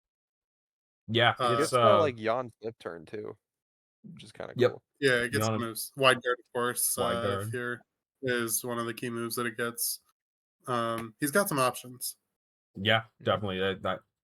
It's a format that's severely lacking like Earth Power. Swampert, not the strongest Earth Power user, but it's like it's better than anything we've got. It's So, good enough for a lot of to like dunk some of the ground weeks. hmm Like you put the points where they belong. You might have to give it an item, but you can kill the Gambit in one with the Earth Power. Seems like an expert belt guy, honestly, maybe. Yeah, I think that's what Soheb had in his NPA set. So let's go ahead and get into these into ranking these guys really quick here. So with that said, Raichu X is the first one I have here. And I guess I'm just gonna leave the tiers as they are, but we're basing this off of not like just where they are in the metagame currently, but I guess how impactful they are going to be on the metagame. Like, considering what MA was, are these Pokemon going to come in and, are people going to have to respect them? Are they going to be using them on their teams? Or are they going to be low impact, something that people don't really care about? So with that said, Raichu X, does it need to go higher than like D? I don't know. I don't think so. I think it's quite bad. That guy goes in X tier. X Yeah, tier. the No, most D we is have fine. is, yeah, no, D is fine. It's Okay. it's usable. I think that the way I've seen it being used is with on rain teams. Thing is, rain teams, I feel like you can slap almost any mega on there, but with electroshock, like what's the best move that you can power up with your electric terrain? Is it turns out it is electroshock from Arcaludon, and so it's very committal. It loses to ground types, right? But sure, like I think that it's got a it'll people will experiment with it, and I think C or D tier is probably fine. Sure. I'm with that. This one though, I definitely think this is the better pick and far more interesting. Um, how high do we want to put it though? Do we want to put it in like B, A? Probably not quite S, but what do you guys think? So are these So is being this tiered relative to each other or relative to the format as a whole? Like, is I guess Flow at relative to RS each tier? other, relative to each other for the most part, I'd say. Okay. With Yeah, then this guy is like, this is clearly an A tier mon. It could be S. Yeah, compared to the But no, pool. no, it's not S. I don't think Honestly, it's there's that like good. maybe like one or two guys in S at least that I have in Okay, my no, current pool. sorry, we've only got one S tier Pokemon. That's right. We got two. All right. We'll see Ooh, if we all agree on yep, them when we get to who's them. first? So, we got quite a few guys here, so I'm gonna keep us moving along here. Vileplume, one that actually, from using it myself, I didn't think it was going to be good, and then the team that I tried out on stream, like I didn't lose with it. Of course, I was just playing through Pokeball tier, so it doesn't actually matter. But Vileplume was not too bad. The Mhm. So I think I'm cool putting this guy in the middle here in B. Definitely I gives agree. some new tools to Trick Room. Agreed. Yeah. It got He's second just in the fast enough. RVGC tour. Right. Where with like a Kangaskhan Trick Room team, it got second in another tournament like right afterwards as well. With another 100+ person limitless tour with a really really jank version of it. Like it low key popped off in the first week of MB. For a Pokemon that I did not expect to see do well. Now it did flop all the more serious tours that happened in this last week, but no, I think this one is like you might have to know what your Vileplume Torkoal matchup is. Yeah. At the very least, it's Yeah. all kind of like adding up, like not one specific thing, but a couple of things adding up to Trick Room being a bit more viable. Quillfish, you can go up to whatever the bottom is. There's no need to talk about you. You That's can my switch Floette to answer. Haze next to your Golden Go and Rain. Ooh. Oh, okay. I Okay. used Quillfish in like Moon series as a Zern check on a Kyogre team, so I have a Probably gets affinity for the guy. probably gets acid spray Okay, too or something. but how many subs to get Quillfish in S tier is a fair question. Somebody did ask that. I saw. All right, Blaziken. I'm very cheap. We're talking about regular Blaziken. So, where do we think this one goes? We were saying it's one of the better contenders for a non-mega Pokemon. Did we say it's about as impactful as Vileplume, or do we think it's less so? I don't mind it going next to Vileplume. So I feel like it's a B. Um, like, Mhm. if you want to tell me that this is the good coaching guy and Sneasler's washed, it's just not fast enough. You just need to get the turn 2 coaching off. I believe you. I Mhm. like that it's a coaching guy. I mean, we'll see how popular Golden Go is, but I like that depending on who you're coaching, it's nice that it can smack Golden Go if you go special or physical, I guess. But Either way, yeah. yeah, That's true. You can Yeah, it does have overheat. access to that Aura Sphere and stuff. Flare Blitz. All right. I Mm, I don't know uh, if I believe in this guy, but I certainly don't believe in Mega Blaziken. Mega Blaziken's okay, but like I think it's C tier. I think it's about as Kramer's coming impactful as back. Raichu. that Um, old team. oh no, I think Mega Blaziken is like pretty solid. I think it's a little bit better than Baby Blaziken. I would agree. I would was gonna agree. put Baby Blaziken in C tier too, for what it's worth. Sure. I would. Yeah, I support that, Adi. Yeah, and it does feel Don't like they hate are a that. little less impactful than Vileplume, genuinely, but like, which is hilarious to say out loud. But I don't think Vileplume has any legs. it has two. I really, They're pretty stubby. I Yeah. don't think it has any legs. I think that's just 4 arms, man. Well, Blaziken's got a lot of legs. Look at them, dude. They're so big. They're so long. Got so many Um, legs, and he uses them. Yes. Got legs, he knows how to use them. Shout out ZZ Top. But yeah, Mega Him getting Blaziken. It has Rock Slide. I feel like that's probably like the I the think most common Blaziken thing. or Mega Blaziken gets like CC for the first time now, which is nice that it's not high horsepower or super powering, Or or I mean high jump kick. superpower. Yeah. that is pretty good for it. It has like a similar issue to what I was talking about and complaining about with Swampert, which is like if I'm using it as my mega, do I really want my mega to be kind of like taking itself out this badly? Like, using close combat and weakening itself or flare blitzing its own HP away. I guess it could also Fair. use special like the other one, but definitely been seeing a lot of it running Rock Slide as a way to handle Charizards. So Yep. anyways, regular Swampert.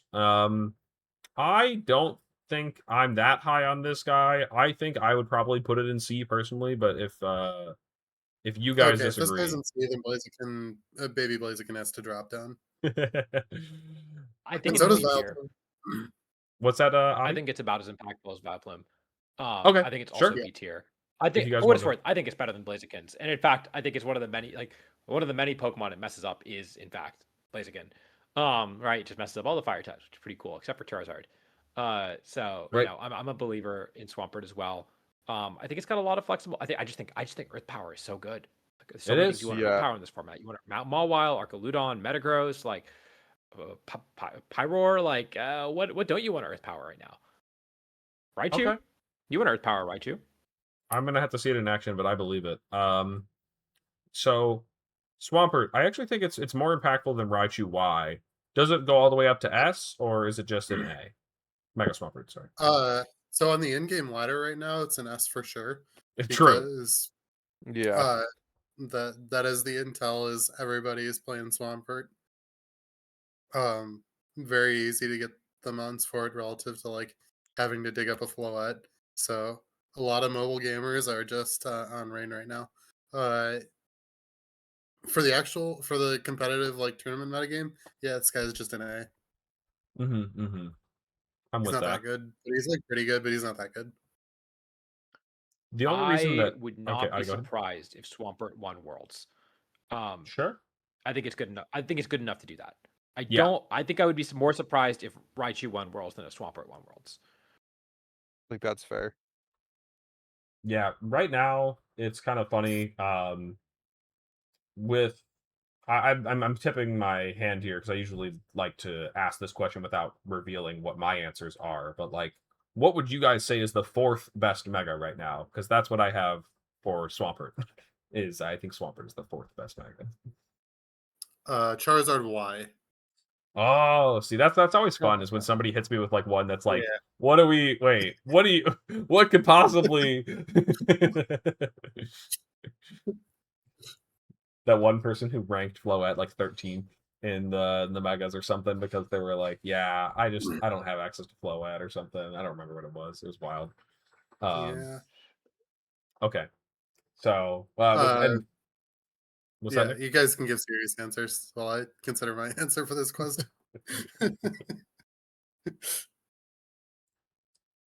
But yeah, Don, it's what fun about to you? ask What do you think? what. Yeah, Don, go ahead. Yeah, fourth sounds. I mean, I think it's probably Zardwy Floette, and then the third place Mega. I don't Yeah, know what's if your third place Swampert's Mega? like. I don't know. I would say like. I don't think Frostlass is third place Mega, but I don't know if like if Swampert is gonna be better long. I think Frostlass is still really good, but I'm also biased. Yeah, the I do probably have Frostlass in third for what it's worth. yeah, so it's funny because that's why I don't like to reveal my answers is because I don't have that as my third. You have Delphox as your third? I do have Delphox. Audi has it. Yeah, Delphox is Yeah. I third. think Arrow is still really good too. I kind of think Arrow, yeah, is still the. I think Arrow is still the third best Mega. I really Oh, do. sure. After playing this tournament and seeing how good Charizard is, I think that you're still supposed to build your team is to like have an anti Charizard mode, and that's just what the Aerodactyl does. So I maybe not third, but if you ask me what the fourth best Mega is, I'd probably say Aerodactyl is the fourth best Mega. Sure. Yeah, I think Aerodactyl deserves that respect. Absolutely. All right, let's bring it back though. Sceptile. The regular one. The only reason I put it here is because of Shed-Tail, right? It has Shed-Tail now. It does. I don't think that means anything though.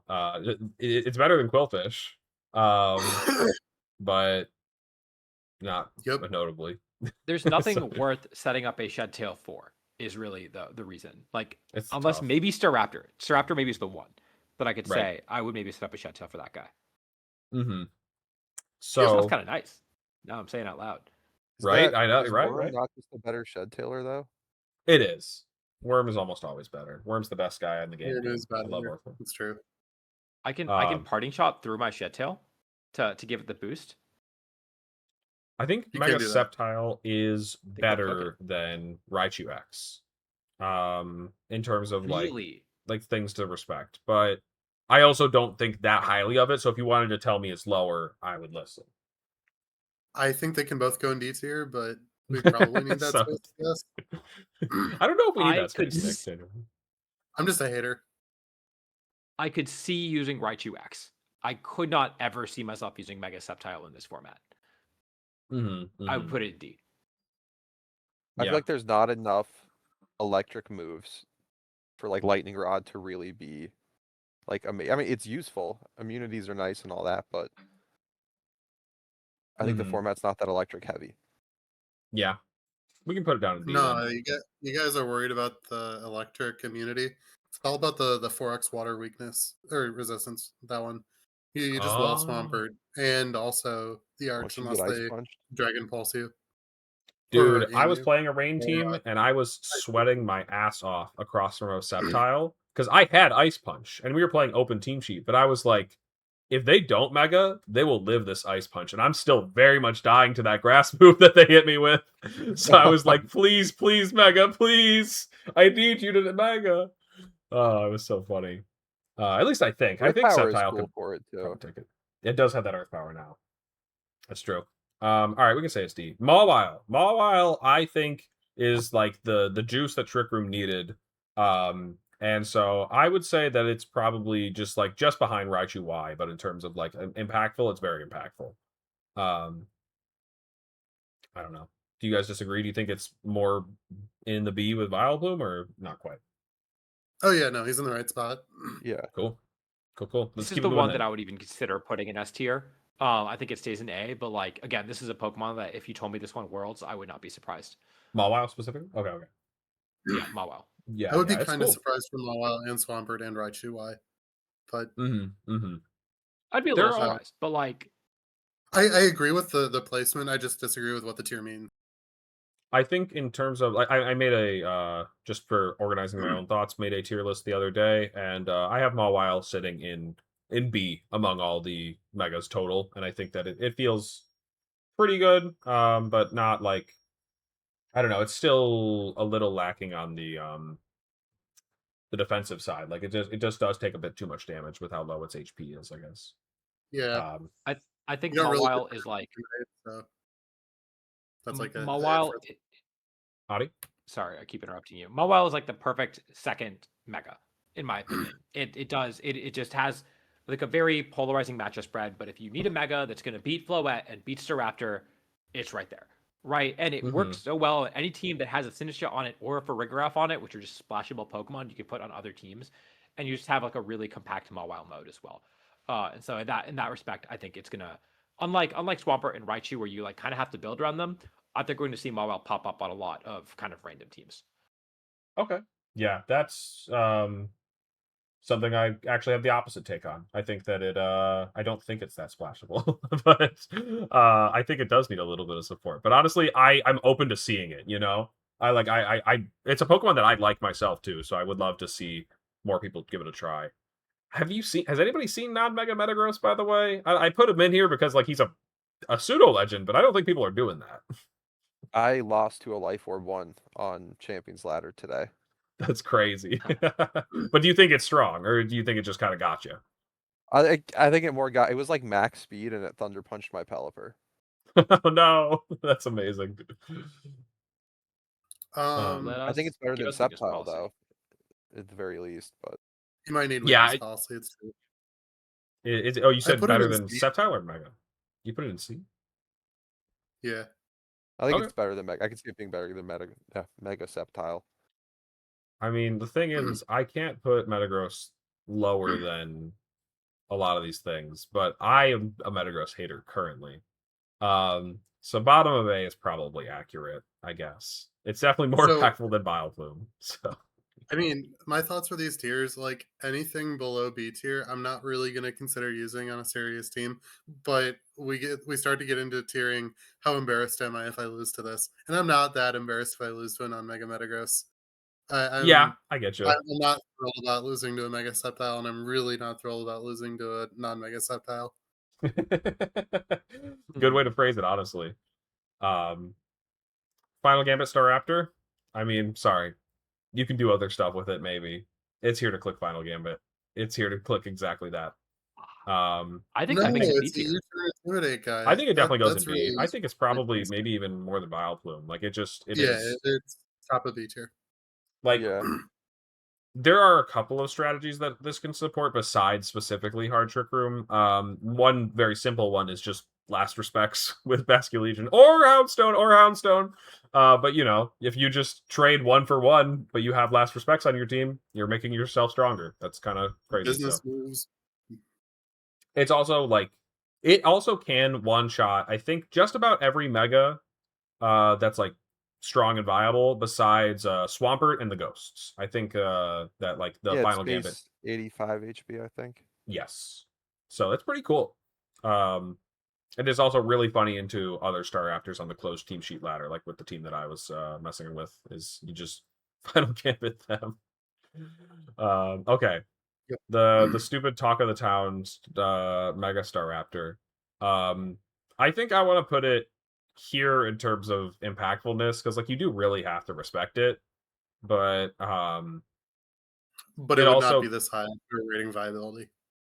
a little bit, yeah. And like the other thing is like I'm not, this is not like an original take, but I do agree with it. I saw the classic like bell curve meme where it's just like on the low end it says just hit it, and on the high end it says just hit it. Like at the end of the day, sometimes the answer to beating Staraptor is like just hit it. Like you don't have to like perish it or topsy turvy it or swagger it or do all these stupid, really bad strategies. I'm Like gonna you can. burning jealousy that guy, which does like completely own it, but I was looking at um, Burning Jealousy. I have to admit, before I was like, actually, this is too bad. This is just too just hit it. shit. Just Just have a hit it. flow at and your buttons. Sylveon, just like honestly, like Okay. a Whimsicott, just Moonblast it with your Whimsicott. You outspeed it. You're gonna do decent damage. They're gonna kill themselves on Brave Bird Recoil. What are they gonna close combat your Whimsicott? Who cares? Encore that shit. Yes, you can encore that shit. Absolutely. In fact, actually, I also played with Crystal's Rain team. Sorry, one more thing, Adi. I played with Crystal's Rain team here, and again with Sinistra, the matchups get so funny. This one specifically is Koba, which feels good there. But you just click Rage Powder in front of Staraptor every single time because they want to close combat whatever's next to it. They're like, I want my defenses to go up. I don't want my HP to go down. And so they're just like praying. They're like, you're scared of Brave Bird. You're going to protect. Let me close combat the other slot. I just click Rage Powder. And somebody like close combated into my Sinistra like 3 times. Like they were just like so dead set on getting these defense boosts, and I wasn't going to let them have it. Like it's just a very normal way to combat this very annoying Pokemon. So, Adi, sorry, go ahead. Okay, this is where I disagree. I think this is S tier. I'm not going to tell us to place it there because it doesn't have the results yet. But in terms of just assessing like raw strength, in terms of like what it does, this Pokemon is inherently very powerful. Yeah, and it's going. It's a weird Pokemon. It does things that nothing else quite does in this format. It is going to take some time to figure out how to build it, but I think this is going to be one of the biggest threats in the metagame. And I think it's better than any of the other megas that are introduced right now. Well, you said it does something that nothing else does. But what about Malamar? You're right. Malamar. Well, but I really do think that like this guy, someone's gonna crack it, and it's gonna get top 4 at Worlds. And I'd be shocked if it didn't. I really would be shocked if it didn't get a top 4, at least a top 8 at the World Championships. It's just gonna take a little bit of time to figure out exactly how to build it, and I'm not worried about week 1 performances. So I'm calling my shot. I think this is going to be an S tier Pokemon in this format. I'm standing by my take, where the A tier is. I would be surprised if this won Worlds and Staraptor is in that tier. I think that guy is not good. It is crazy though that they put close combat and Roost on the same set. That is just like those two together, crazy. Yeah. If you let it get rolling, it can roll, but you just have to not give it time that you're not supposed to give it. And right. I don't think you need to bend over backwards in the team builder.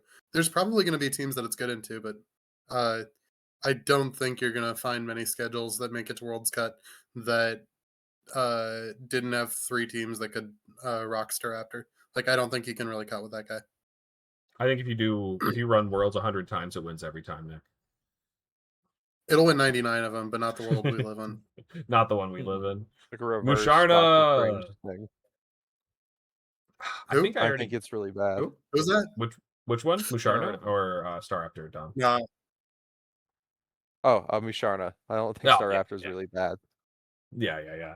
I when Musharna and Vileplume were posted in the list, I was convinced that we were going to see some crazy like buffs to these Pokemon upon like being added. Like I was just like, surely these are our new terrain setters or something. But no, Musharna's just.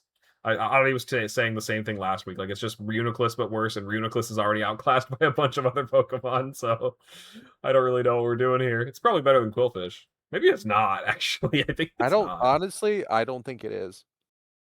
How's regular Musharna is Scrafty? really chunky. I can give it that.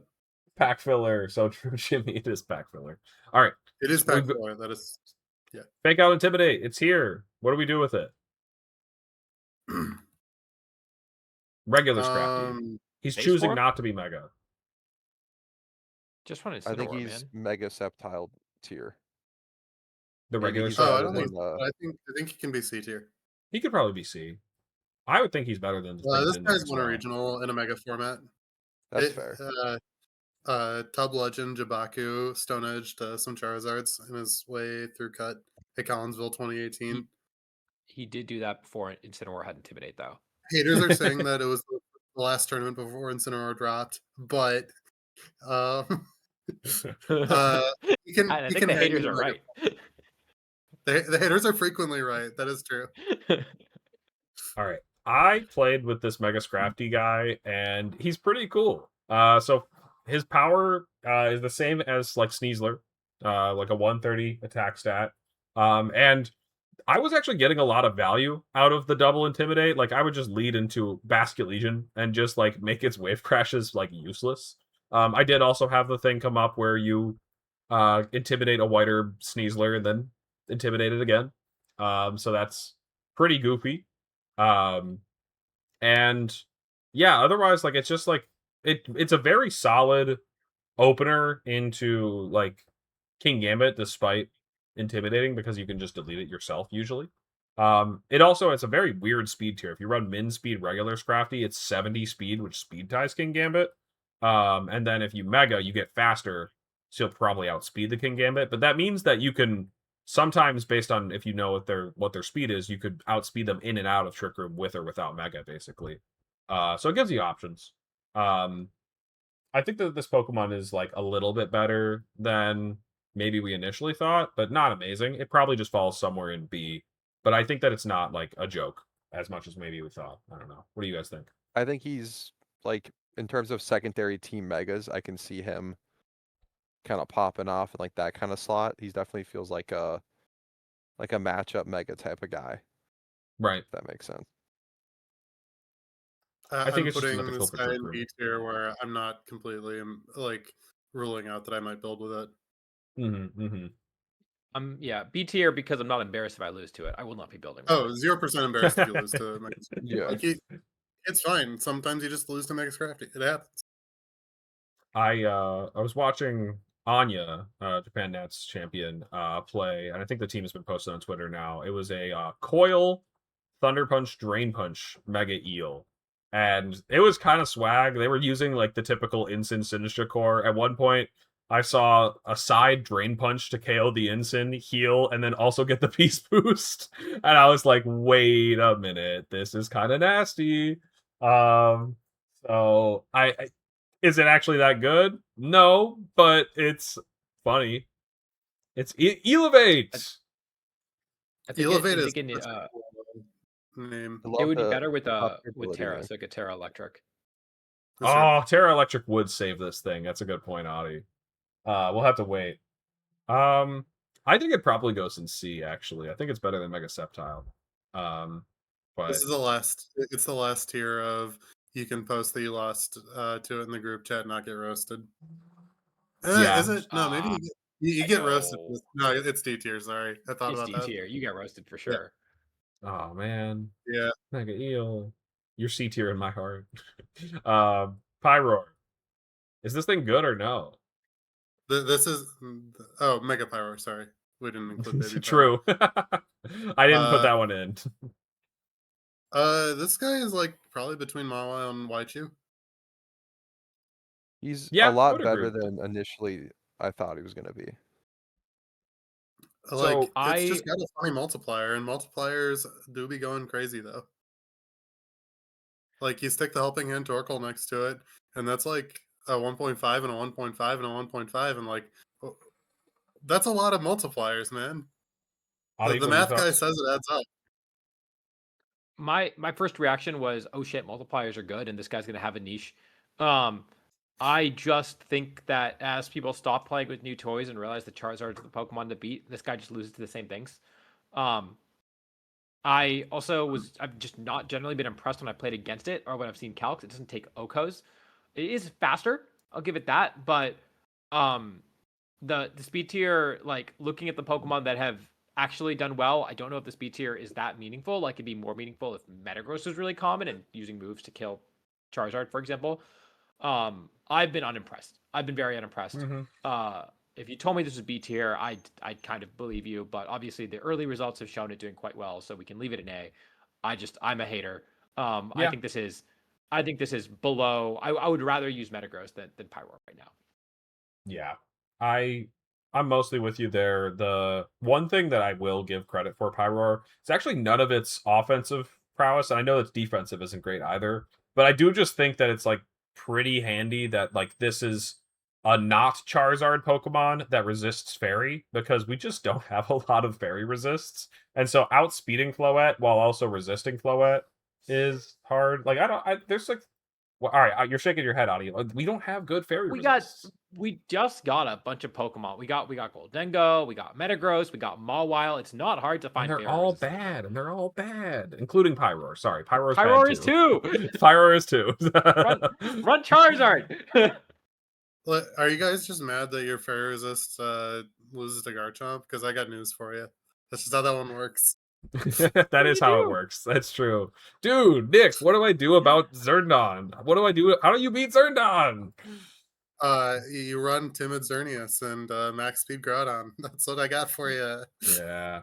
Okay. Honestly, that's how this format's going too. Done that in every format. Okay, Malamar is honestly I haven't seen one yet, so I'm gonna put it in F. Unfortunately, I'm sorry, but I don't even think it has a niche. It is actually just still. I'm repeating myself from last week. It's just so crazy that they decided like the contrary Mega, they were gonna release it at the same time as Staraptor. Like they just shot this guy with a gun. Like why? Why did they do After this? the whole propaganda campaign that we got for Malamar as well. It was fun. The campaign they were doing, the ads, they were fun, and then they just why did they do this? Okay. Barbaracle, dude. I haven't seen one yet. I'm gonna put it. Cool. Oh no, Parker he's good. posted a video with one. No, Barb's good. Parker Simmons. He posted a video. I'm gonna have to check this out. Yeah. You run it with Zoroark, so that they don't know if they're supposed to close combat it or not. Sure. It's kind of fun. Sure. The coolest thing about this guy to me is that like what Nick was saying is that like it can slow Shell Smash and then Mega, so that like maybe somebody. I was saying that about last time. But if okay. I mean, I said that. I said that. Adi said this. Adi said it. Yes. Okay. And then also you have the type change aspect too, which is like just very interesting for a Shell Smash Pokemon. But and then also somebody was showing me calcs like +2 Tough Claws close combat like just kills Sneasler. Like even the bulky Sneaslers just die to +2 Tough Claws close combat. So that's cool. That's cool. Okay, yeah, you guys are just not running the guy correctly. If Michael was here, he would tell you how to run it. Since he's not, I will be taking his shtick. But yeah, you just run it as an attacker with close combat, Rock Slide, and I don't remember what it's Poison Jab. Like you can just kind of dunk Floette with the Tough Claws Poison Jab. But yeah, no, this guy is not D tier. He's actually A tier. Oh, like no cap. Like he is actually just very good. All right, Nick. We're gonna put it in D tier so that we can run this at Worlds without people respecting it. Okay. So we'll save that one for the off stream call. Okay. Okay. I'll put it in Okay, C now tier moving for up, you. like get him up there. He's actually Get- like quite good. I'm not sure if I agree. I mean, if the rest of the call wants me to move it up, maybe, but yeah, a little bit of okay, a little too much silence. This Let's is keep it moving. entirely Michael convinced me on him before the call, but yeah, I think the guy's like really actually good. Then it sounds Make like it we're faster. bringing it to Worlds and nobody's gonna respect it, so don't worry about it. That's true. We'll cook. We'll cook. Dragalge, Definitely S tier. I mean, it's quite. Now, I honestly another Pokemon. I think this might be C tier. I don't think this is actually as bad as people. No one's trying it out. But like I said, there are suddenly a lot of Steel type Pokemon you could put it next to, and Life Orb Adaptability Sludge Wave is hitting things. Like it really hits. It's a strong spread move. Put it next to a Mawile or a Kingambit or a Metagross or a Goldengo or even put it on hard Trick Room with a Golurk that 4x resist it. And it's kind of cool. Like it does a lot of damage. I really think this guy has a niche. It also has a great speed F stat. It hits Floette really hard. And it tanks Charizard hits, like all the Charizard hits. Like I really think this guy is usable. I like him a lot. I think he's cool. Yeah, it's a Pokemon that can work on Trick Room specifically, I think, and that's probably it. But like, give it a Life Orb, it probably does some pretty decent damage to things that don't have like already high speed F stats. So like, I mean, it's not going to one shot Charizard, but it's also going to take nothing from Charizard in return. So that part's cool. I don't So I think support that. I'm a hater for this guy. I think if you really want the poison coverage on the Trick Room team, you run the Slowking. I think the Dragalge just kind of doesn't have reasons to exist. One Like, thing I is that guess it does need to be babied a bit. Like I mean, there are a lot of Trick Room sweepers that don't add anything to the game, and this is just another one of those. Like, you know, like Mega Golurk and Crabominable are the same way. Like they don't have like they just, you know, they say set Trick Room up for me and I'll do it once I'm there. Like, you know, once I hit the field, once you've done all the work, like I'm there to help you. That's why like Mawile and Scrafty are a bit more interesting as Trick Room guys, is that they have other roles to play in the battle. This guy is just very much like needing to be carried through the Trick Room stuff. But if it gets in position, it probably could do some stuff. The regular one, or sorry, the opposite. What's that? Nick? Regular one goes in F. The mega, the mega guy, absolutely enough. Yeah, I'm worse. debating where to put it, but amongst these guys, but I'll put it above Quillfish, below Sceptile. I would rather run Quillfish than Mega Dragalge. Yeah, I'm with you there. I would still rather run Mega Mega right. Dragalge over Sharna. Quillfish is so but Quillfish is my goat from Black and White RU, but that guy had no stats in that tier, and we're playing like big boy mega mons, like with actual BSTs.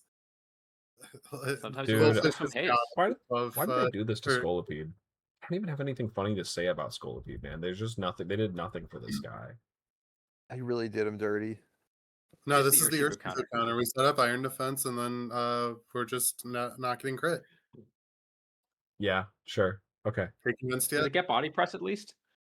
No. I don't know. Maybe. So is Grimmsnarl our one and only S tier guy? Wait, what? One and only? No, we've got another. All right, we'll see. We'll see. I'm not sure if we share the same opinion on Houndstone, Nick. That's so true. Anyways, Grimmsnarl does go up here though, right? Like without a doubt. Like it's definitely the highest impact Pokemon. Oh yeah. 100%. All right, yeah. And then I don't think we need to talk up its or sing its praises, because I'm sure people have already seen it plenty. They've already seen what it's doing. If you played the game, you've seen it. Right. The ground. Yeah. Another Mega that just has the same ability as its previous form and thusly is unimpressive. I kind of want to see this guy in action, dude. Like, because No Retreat is good, but like, I don't know. I wish it was better. I was really excited for it, and then I found out it doesn't actually get an ability. I think I would actually kind of rather run base form and run a different Mega on the team. Yeah, sure. I feel that it was like I think I said this on previous Tub Ticks audio, like leading up to when we were finding out something about this guy. This was like my #1 pick for getting a signature ability. Like of all the guys to get like some weird ability, you didn't want to give it to the 5 guys stacked up in like an armor suit configuration. Like, no, they just decided that Pyroar with its stupid ice cream cone head needed a signature ability. Like, why? And the Why did eel. this guy just? And Defiant's okay. Well, the eel is because of what's her name, the VTuber. True. You mean me though? It was me and my impact with eel. Correct. Yes, he has. You the VTuber. Wait, she's not a VTuber. She uses her face. Well, part of her. She wears a mask. She kind of doesn't use. You know what I mean? My bad. Yeah. Ogre Girl's actually like okay. It's like got a funny-ish offensive profile. That said, I haven't really been seeing it, but I've been thinking about it, I guess. Somewhat. played Pokemon has one. more NAIC top 8s than like a lot of like the cast of Pokemon. Like it's tied with Chansey for NAIC top 8s. Like Does it go in it's B? just perform. Is B okay? Probably yeah. I always think it's a water type for like half a second when I'm Yep. planning on attacking it. And I compared into I played one earlier that was stockpile minimize. Like that was really fun to do in what was supposed to be a quick champions game on my phone. Mm-hmm. Yep. Yeah. This guy, I did lose to this guy at NAIC. So I have to respect it. Mm-hmm. I think this guy has more NAIC top 8s than Blaziken. Is that true? I think it is. So they're therefore right above Blaziken. Correct. Houndstone Behind Metagross. Does it go in C or B? I think it's like it's a Pokemon. It does stuff. Rob, Probably tough. B. Probably it's so we're rating on metagame impact, not like raw viability. It might be C. I could think it could I mean, probably he's Is kind anyone of actually got top to be of on C. one team. Fluffy's funny, but Houndstone is underexplored. Said somebody in the chat. Well, get to explore and get Insane 21. You got this. Go for it. You can I start. think it might actually be. It might be overexplored, if we're being honest. it really might be. There's The last nothing left to be respect's got discovered. for our guy. He does not, in fact, have that dog in him. The dog Did is you deceased. what? How much more exploring were you planning on doing? What else? What other sets were you planning on running? No, I like Drago Blazers. It's How many other appropriately ways were you gonna build the Santa team with Houndstone on it? Well, no, like it's all about the fluffy stuff, but even so, it's still tough for a dog. So, are people using Ape? I don't think they are, right? They haven't seen it. Man, we're It's- really starting to run out on tour. of S tier Pokemon, aren't we? yeah, I mean, yeah, Nick, But that's yeah, a good no, point. Ape is not one of them. He's probably B tier. I think he's There probably was an B. ape that went 9-3 in the Smogon tour. That's the only one that made day 2. And it was Choice Scarf coaching. So I guess that's the set. I think that's probably honestly better. I don't think you get to do bulk up, like set up bulk up this format without Terra. You either have to mouse ape it, or you have to go like Sash or Choice Scarf and use it as like a support Pokemon. Where that your opponent is like afraid to hit. It can be like a pretty viable attacker as well. But yeah, I agree. Yeah, like you get to put a Focus Sash, close combat, one attack, like one other attacking move, maybe coaching. Like it gets some good. You can run Sash Final Gambit Ape. That is like it's a funny sounding set, but it actually works.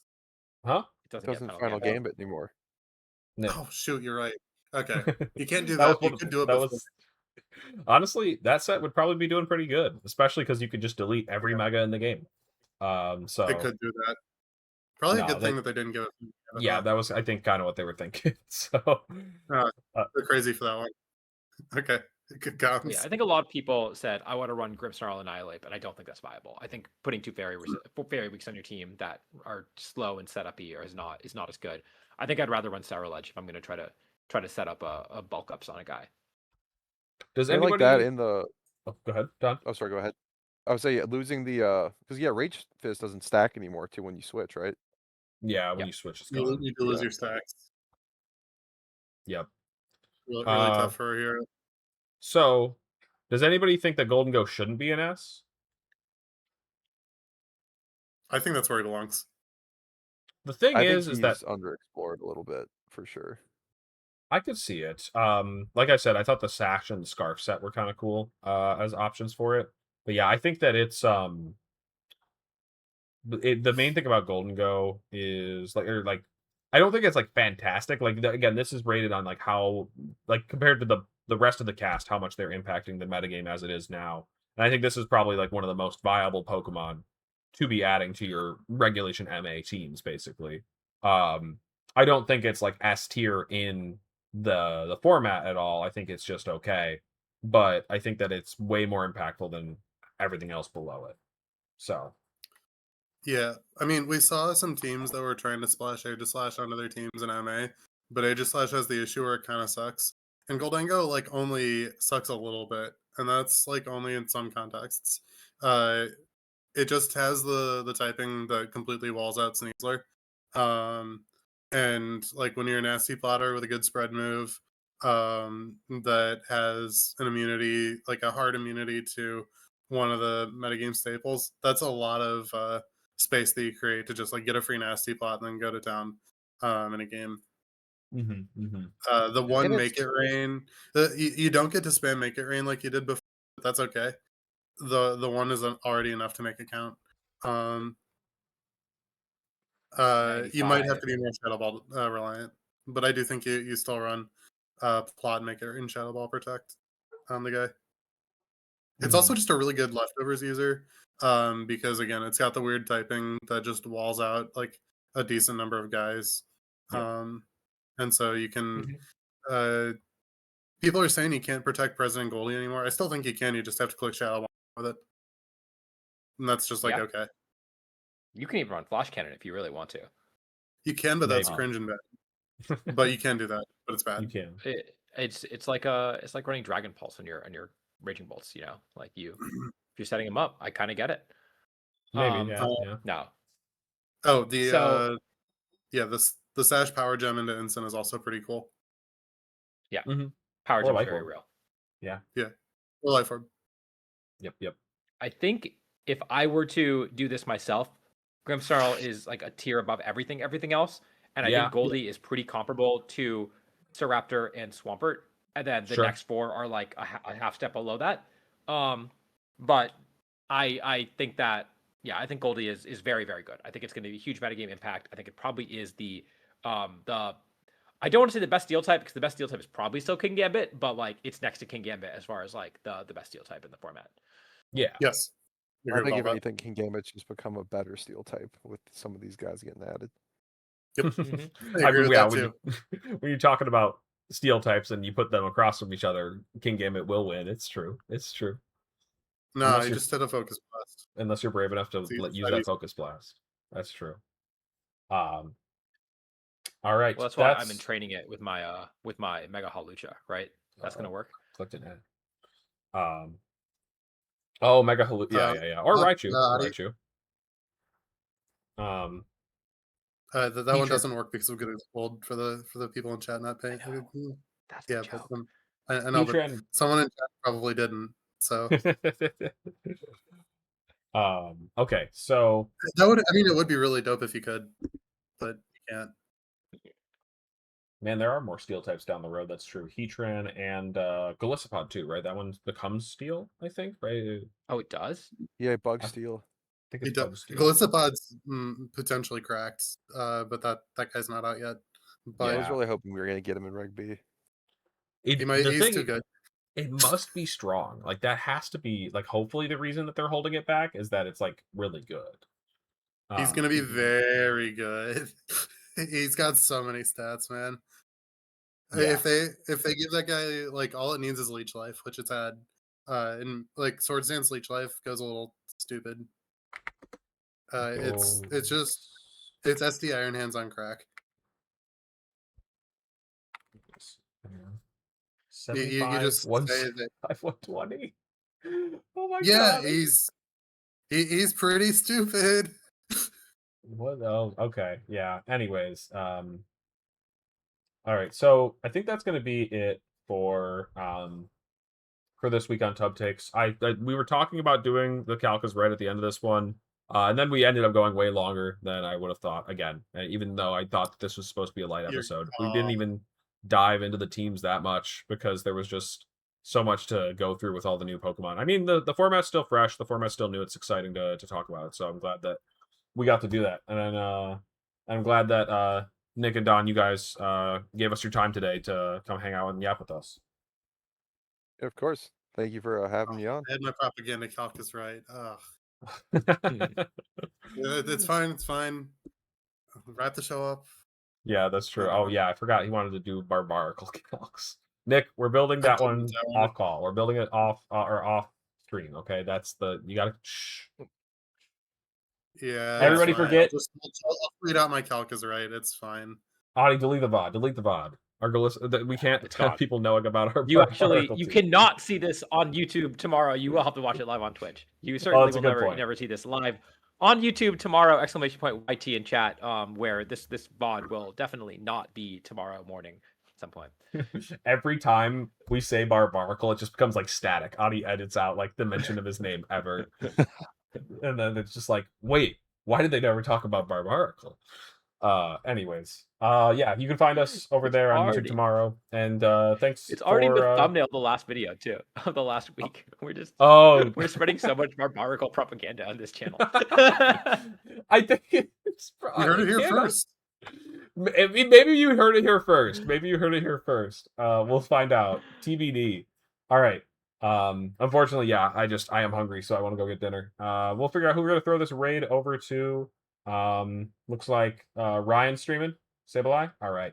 Oh yeah, he's played some Blaziken. Do you believe in Blaziken? Oh. We don't believe in Blaziken, but maybe he does.